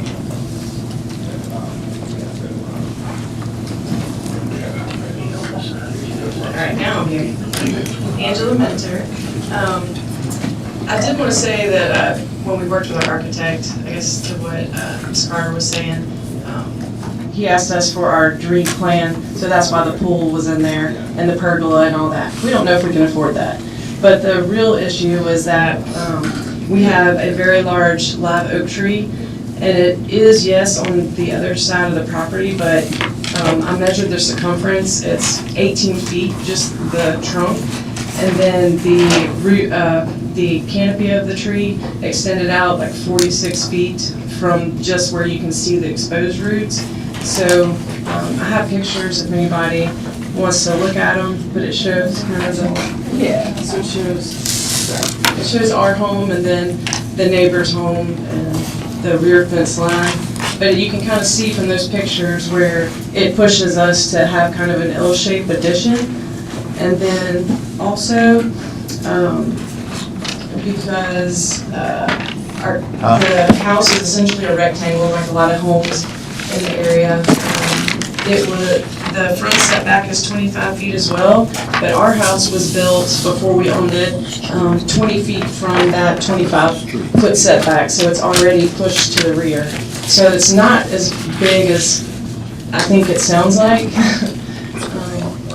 But we were just gonna ask for 28 extra inches so that we could get through to the end of the house, the bathroom at the end, so we could age in place.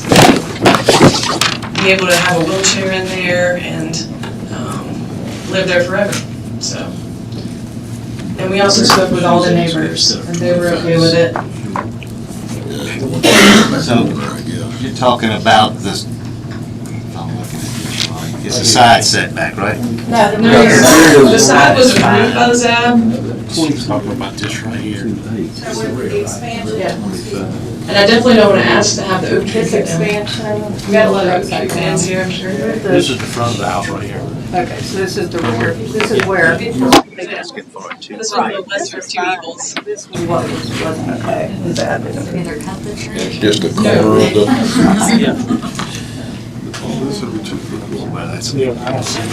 It's really the combination of the two that pushes us in that favor. All right, anything else? Unless you have Thank you. questions for me, I'm good. Will anybody have any questions for the? Thank you. Okay. Anybody? I'd like to just make a motion to approve the variance of a 2'4" setback on their west rear of the property.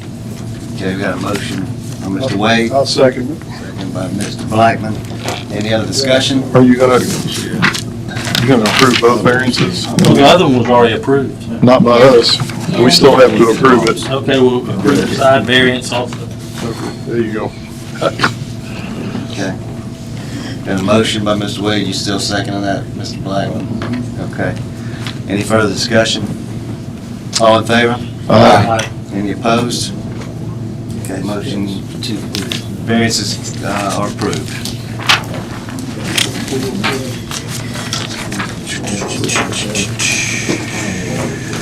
Does anyone have anything to pull from the docket claims? Make a motion, we approve the docket claims, Mayor. A motion by Mr. Cox. Second. Second by Mr. Impey. All in favor? Aye. Motion carries. Does anyone have any questions about the sewer adjustments? Need a motion? To to authorize. Make a motion, we authorize sewer adjustments. Second. Motion by Mr. Arthur, second by Mr. Wade. All in favor? Aye. Motion carries. Next item on the agenda, 9C, is to authorize a $2,800 budget increase to the capital group expenses. Is there any discussion? For what? Well, expenses. This is a unique session this month, this year. Typically, a session goes 90 days. This one was the first session of the new election period, and it always goes 120 days. So it's an extra month involved that usually would not be there. So this is just a one-time increase expenses, not adding to their budget. That's correct, yes, sir. So, is there a motion to authorize? I'll make a motion to approve the item C. Motion by Mr. Impey. Second. Second by Mr. Wade. Any other discussion? All in favor? Aye. Any opposed? Okay, motion carries. Review tree appeal for 306 Bills Avenue. Yeah, I'd like to discuss that. Didn't know they had any trees on Bills Avenue. Right on the ditch, and it's causing a problem to the driveway. It's lifting it by the corner of the building, and it's also growing up under there. And I just recommend that we make a motion to remove the magnolia tree. Okay, we got a motion by Mr. Wade. Is there a second? Speak if we get a second. Is there a second? I'll second it. Motion by Mr. Cox. Yes, sir. Robert Ann Jr., that's my mom's house. It's damaging the driveway, and it's also encroaching onto the slab of her shed. It's pushing up the driveway to the point where if she gets out of her car and walks out of the driveway, she's 86 years old. It's raised up almost 2 inches in the driveway. That's what the roots have done. And to me, it's a safety thing. Walks out. Okay. Yeah, it's lifted a good inch and a half or so. Okay, all right. Okay, so we have a motion and a second. Any other discussion from the board? All in favor? Aye. Any opposed? Motion carries. Thanks, Rob. Next item is review tree appeal of 104 Sherwood Circle. Yeah, I actually had, went out and looked at this. The tree is close to the house, but I didn't see where any roots were actually, undermining the house. The driveway does have stress cracks, but none of it's mismatched. It's just like, I'm thinking with the age of the, slab itself, it's normal for them to get the stress cracks. So that's why I, denied, removing the tree. Okay. Ma'am. My name is Janice Doms. I live at 104 Sherwood Circle. That is my driveway, and it is cracked all the way up to the house. I have several roots going up under my driveway and close to my house. I don't know if you can tell in the pictures, but the tree is like 3 feet from my house. My insurance man has also advised me to have it removed. I had a tree service come out and look at it, and they told me just to trim the leaves would leave the tree just a stake sticking up. You have a letter from the insurance? They would not give me a letter because they can't get it abolished. That's what they told me. Now, if I have house damage, then they can get involved. I rode by and took a look also. I did not walk up to the house, but you're stretching it saying 3 feet. It seems like it's very close to the house. I can tell you there will be trouble with this tree coming soon, so, I've also there been is, told if I put in a new driveway, we're gonna have to cut the roots to put in the driveway. yeah, you actually went and, Yeah, I went out and looked at it. It's coming up to the driveway, and what she said, it's, to put in a new driveway, you're gonna have to cut the roots. So,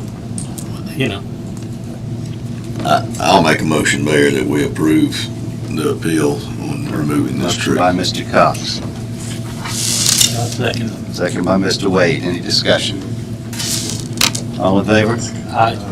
Any opposed? Motion carries, yes, ma'am. Next item on the agenda is general public comment. Anybody wishing to address the board, you'll have up to 3 minutes each for a maximum period of 30 minutes. Only 2 speakers are allowed per side of each issue. Please identify yourself clearly before speaking. I'm Katie Young, I live at 1219 Parktown Drive. Got tree roots underneath my house. Oh, tree roots, those big old tree roots. And I've replaced my driveway twice. I did not turn it into the city, but I did it on my own. But now my driveway is pushed up again with the roots. I appreciate whatever you can do. I've called the city, Public Works, no show.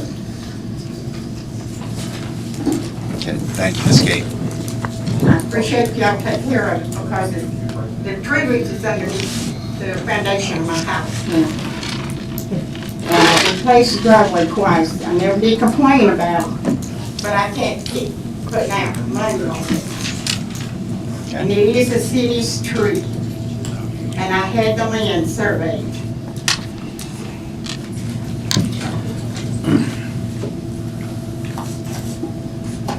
Good evening. My name is Timothy Johnson. I go by T. John mostly. You may have heard it, may have not. I am a performer downtown Ocean Springs, several venues, several different types of music. And I just wanted to come before the council board tonight and just kind of put out there, I am the manager over the music and the bands at one specific restaurant, Mosaics.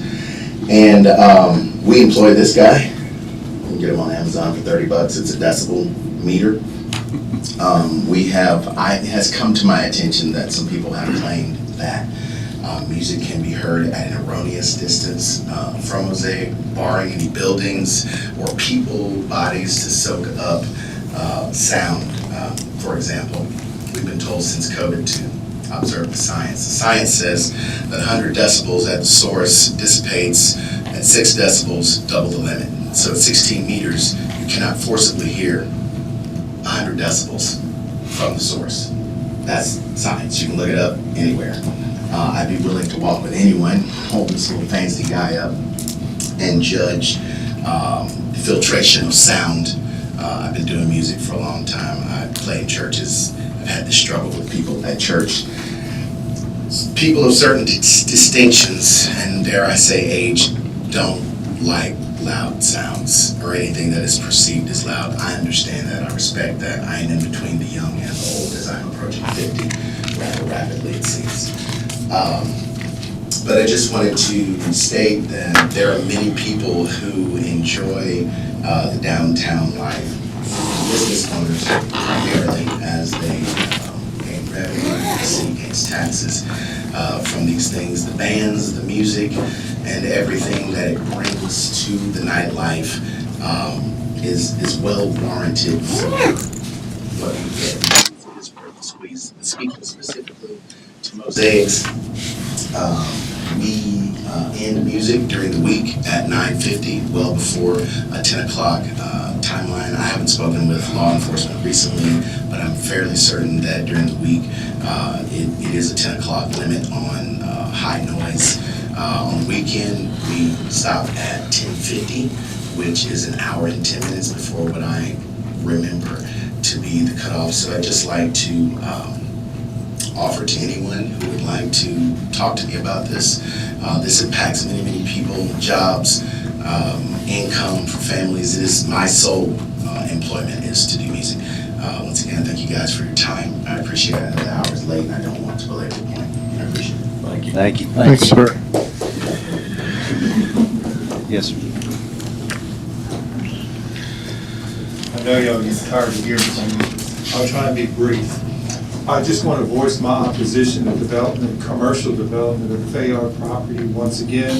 And the reason I'm making this comment because two citizens from Ocean Springs spoke at the Department of Marine Resources Commission meeting this morning, and they noted that, they stated on record that Fish and Wildlife had rescinded their recommendation for a green parking lot for the Reynolds property.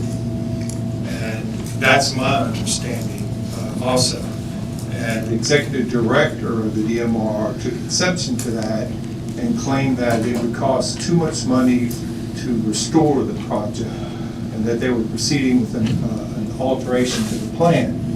And I just want to voice before this commission that I don't think it's too expensive to restore the property. All that's there that has to be removed is the topsoil. There's an existing drainage under the road already that just needs to be cleaned. And I think that site should be used as the CF program originally designated as. For better or worse, the DMR bought that property with conditions of management of it that were to restore it. And I just want to bring that to Alderman's attention. Thank you.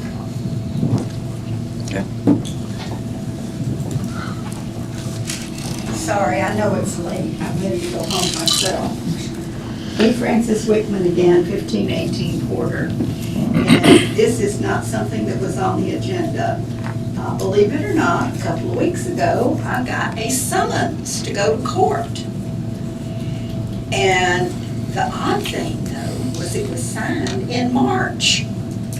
And I was to go to court the 8th of May. I don't understand that. And then the policeman that was very nice and brought me the summons told me I needed to be in court the 8th of May. I noted that what I was charged with was having junk in my yard. And I said, I don't understand. What is junk? I mean, I just had somebody offer to buy one of the statues in front of the pig house, so I wasn't considering that to be junk. He said, well, I don't know unless it's the cars. Now, most of you that have driven down Porter know, as I said, there's only one other house other than my two on my side of the street. During Peter Anderson, I parked 20 cars there. That's how big the yard is. And I charged $10, where the churches and the neighbor down across from Freedom Field charged $25 for people to park to be able to walk downtown. So I'm trying to understand why my mama's Cadillac and my daddy's 91 GMC pickup is an MPK and a couple of other cars would be junk when, as I said, I walk downtown all the time, and I can tell you some other addresses where there's more vehicles than that parked in much smaller space. I won't do it right now. I had planned on bringing pictures, but my son told me it wasn't nice to make trouble for other people just because people were causing me trouble. Amen. That's my son. So, the question that I have is, how could somebody from the city sign a summons in March for something that supposedly happened in May, and I was to go to court in May? Only when I went, I said I'm not guilty, and so now I go to court the 19th of June. And still, nobody has told me, I mean, if the junk is a car. How many of you have cars parked in your yard? I have a question. Are they all running? Yes, sir. They all have current tags? They would, or they run? They would, or they run? Yeah. Yeah, but I'm gonna be 8 years old. They all have air in the I tires? don't need to drive the truck very much because it's all I can do. We have laws and ordinances against broke down vehicles in yards. They're not broke down, they don't have any flats. Well, obviously, there's something going on or you wouldn't have got a summons. Yeah, I know, somebody mentioned a while ago they have a hard time turning on Porter. They get to my yard. Well, I do know, and I think I've had some of your neighbors call about them. It was not me, but it is very dangerous. Well, you know, I'm surprised It's I've very got dangerous. neighbors because the house directly across the street from me, the nice people that live there only come to town on Saturdays because she's a hematologist in Hattiesburg. The house next to that's for sale. And, I mean, I feel alone over there most of the time. If it wasn't for my son being around the corner on Ward, I wouldn't know what to do. But anyway, I don't think that people should be signing warrants 2 or 3 months before they're given out, because apparently they have no idea what's being filled in. Well, the server wouldn't know what's being turned in. All the process server, I believe y'all use the same process server. All the process server is doing is taking a piece of paperwork that's turned in from the property code enforcer and delivering it to your doorstep. Now, Those cars weren't parked there in March. no, they turn out a lot of paperwork, and there's a process, and it does take some time to get people served. So, Well, like I said, the cars weren't there in March. So Something was there in March. I don't know how the junk was. My department actually monitors that when it goes and he records all of it. We've actually received quite a few complaints. What would help is move them, so around, you got a park right up the road. Mr. Mayor, this is in municipal court. A complaint is filed. Obviously, they've had a hearing and it's set for trial. If the cars weren't there, that's a defense she can present there. But I would suggest that we not debate it here, and because it is in the court system. Okay. And again, that would include taking comments about the movements in the court system. okay. Mark, Erica, I'm gonna go ahead and move them. I get it done this week. I really was hoping to get my whole situation with Mother House, because all of those vehicles they'll fit in my driveway. So they were concerned if I had enough parking. That was the initial thing that held me up with moving the house. I brought the pictures down to show I did have enough parking. But yeah, I was hoping this thing would be solved with my place, and I was just gonna pull all those cars back into my driveway. But I'm gonna go ahead and get them out of the way so y'all don't have to deal with it anymore. Thank you. March. Anybody else? Okay, moving to Mayor and Alderman's Forum, Alderman Altamont. I just have one thing.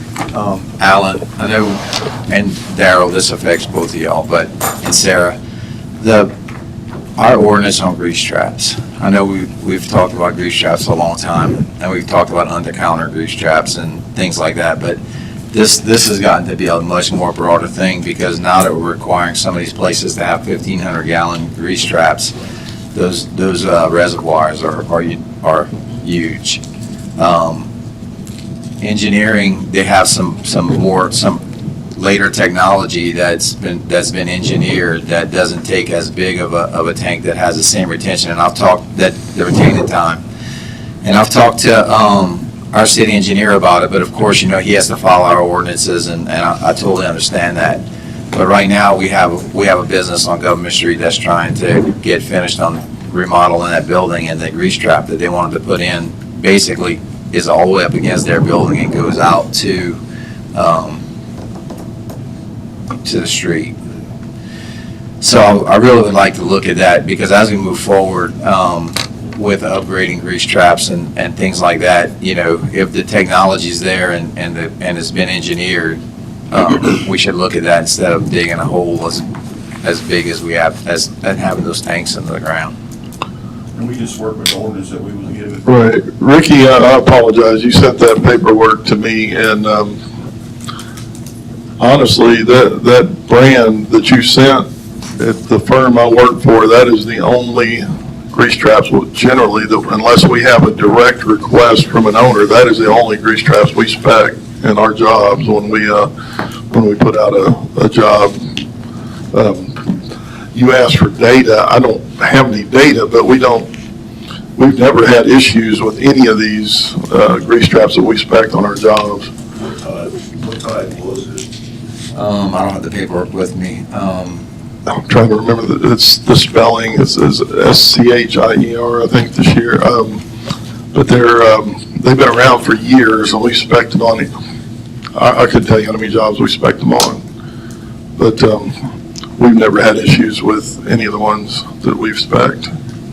The owners of the garage, they're willing to do the bigger one if they have to, but that means they're gonna have to dismantle the back of the building to be able to get a crane in there, or they'd have to pour it in place and basically prefabricate.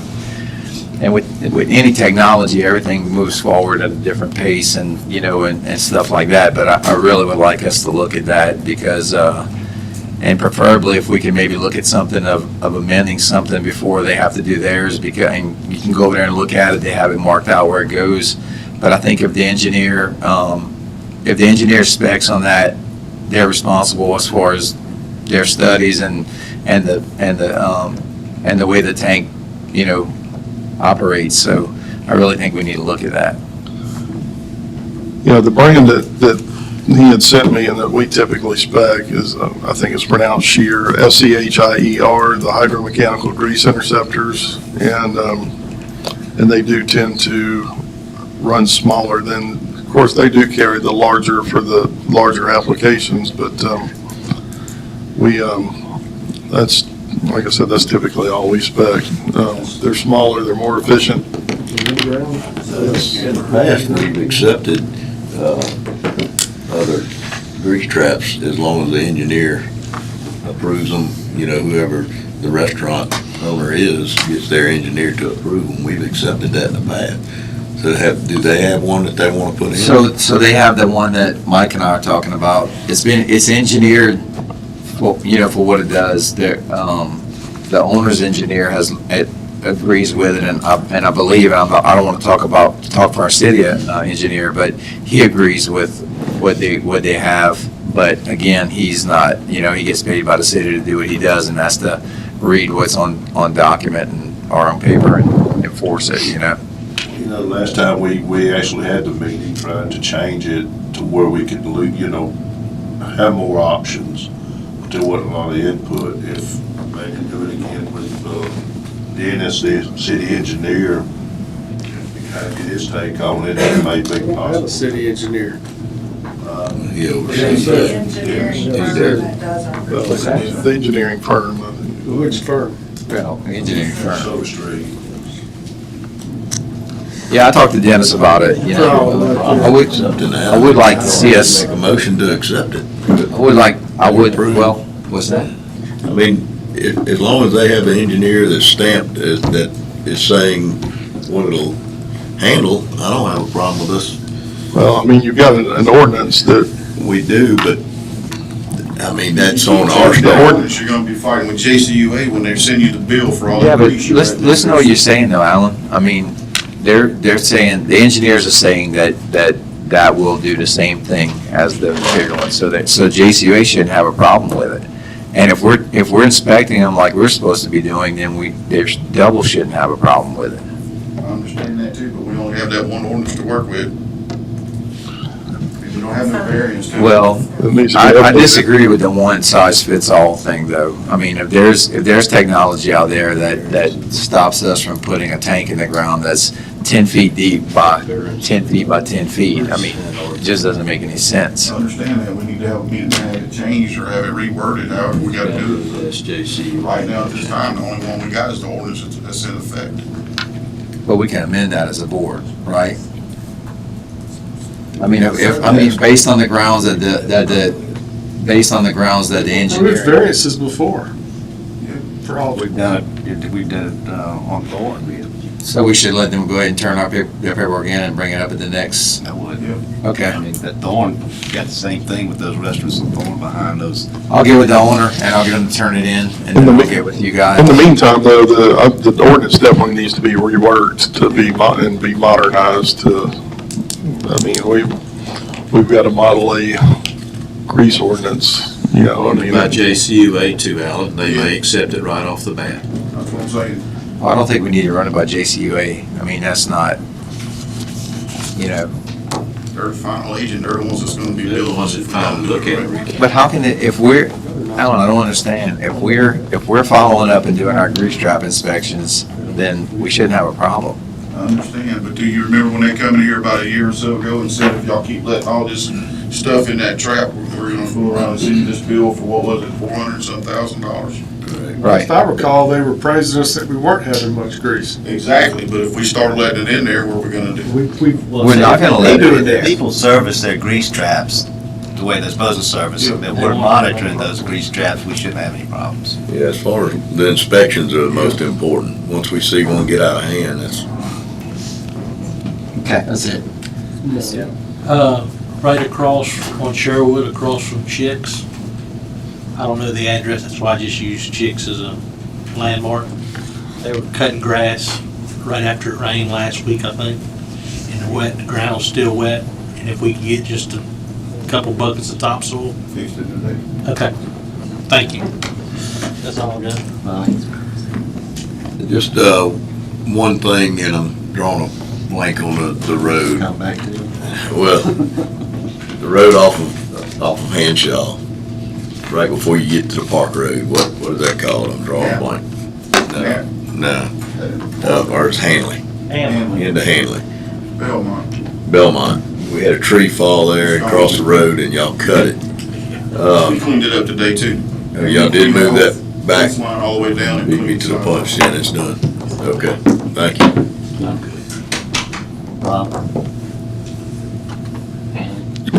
I just want to congratulate the students of Ocean Springs High School who will be graduating tomorrow night. All 475 of them. Is that the count, 475? I've got something. That's pretty close, yeah.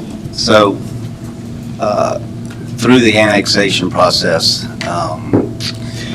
the statute says that the city can ask the county or shall request the county to implement the city taxes, ad valorem taxes. And in doing so, that would have put the city in a position where they were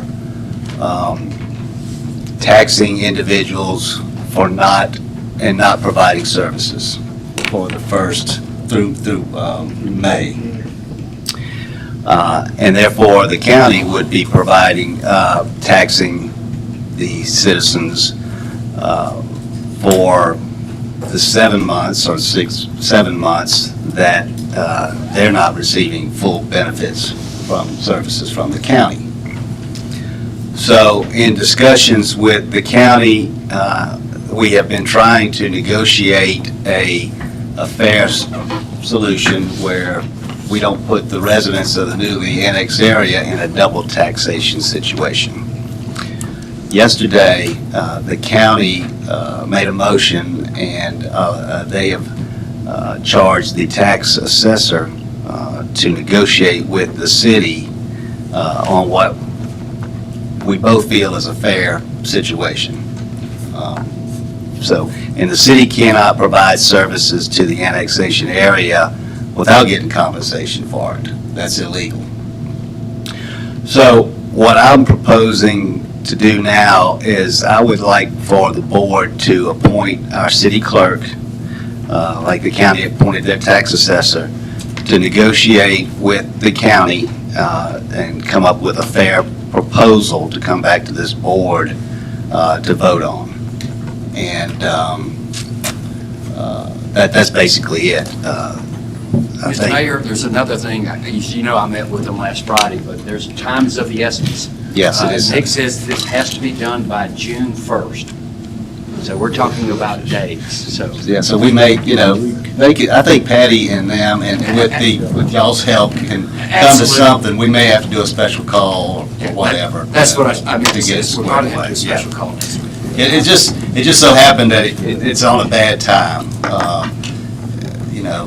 and this is nothing that the city or the county has done. It's by statute, state statute. I'll make the motion to appoint the city clerk to negotiate that, Mr. Mayor. Second by Mr. MP, second by who? Mr. Black. Any further discussion? What a better spokesperson. All in favor? Aye. Talk him into submission. Bob already started working with us. Yes, ma'am. Didn't Mr. Elmore say that the county would pick up and pay the whole price for the prorated taxes? And that they would do that, but y'all would have to vote on it to accept it in that meeting? I did not see that in that meeting. What I saw was that they still will collect the taxes. We pay them to collect our taxes. And I understand that, but they said they will pay the prorated part instead of you penalizing us in the annexation. we're not going to penalize anybody. We're going to come up with a fair agreement that the taxpayers don't get penalized, but the city collects their fair share and the county collects their fair share of the the period of time we're providing services and the period of time the county provided services. So, the way this is going to work is that the city will not impose any tax on you if you're in that annexation area. And then at the end of the year, whatever the city is owed by what they provided services that the county did not have to, the county would rebate or write the city a check for that amount of money. Now, what that amount of money is what Patty and the tax assessor is going to negotiate. This year, their taxes will be collected just like last year. That's It'll right. be the 62.03 mills. It will not change this year. Right. Any negotiating will be the city and the county taking the loss, not the taxpayer. Yours will look the same as it did last year, whatever, the same millage. Okay, so Yeah. you won't get hit with double. You will not Yes, get hit ma'am. with double taxes. Yeah. Promise you. Anyway, did we vote on it? Yeah. Okay. All right. I don't think we have an executive. Said I was number Make a one. motion to adjourn, Mr. Mayor. Friday, No, wait. Huh? Friday the 4th of this month. It's Not 31st. this Friday, but next. Yes. Yeah, Friday the 4th. Anything else? Okay. Need a motion to adjourn? Motion to adjourn. Motion by Ms. Dearby. Second. Second by Mr. Wade. All in favor? Aye. We are adjourned.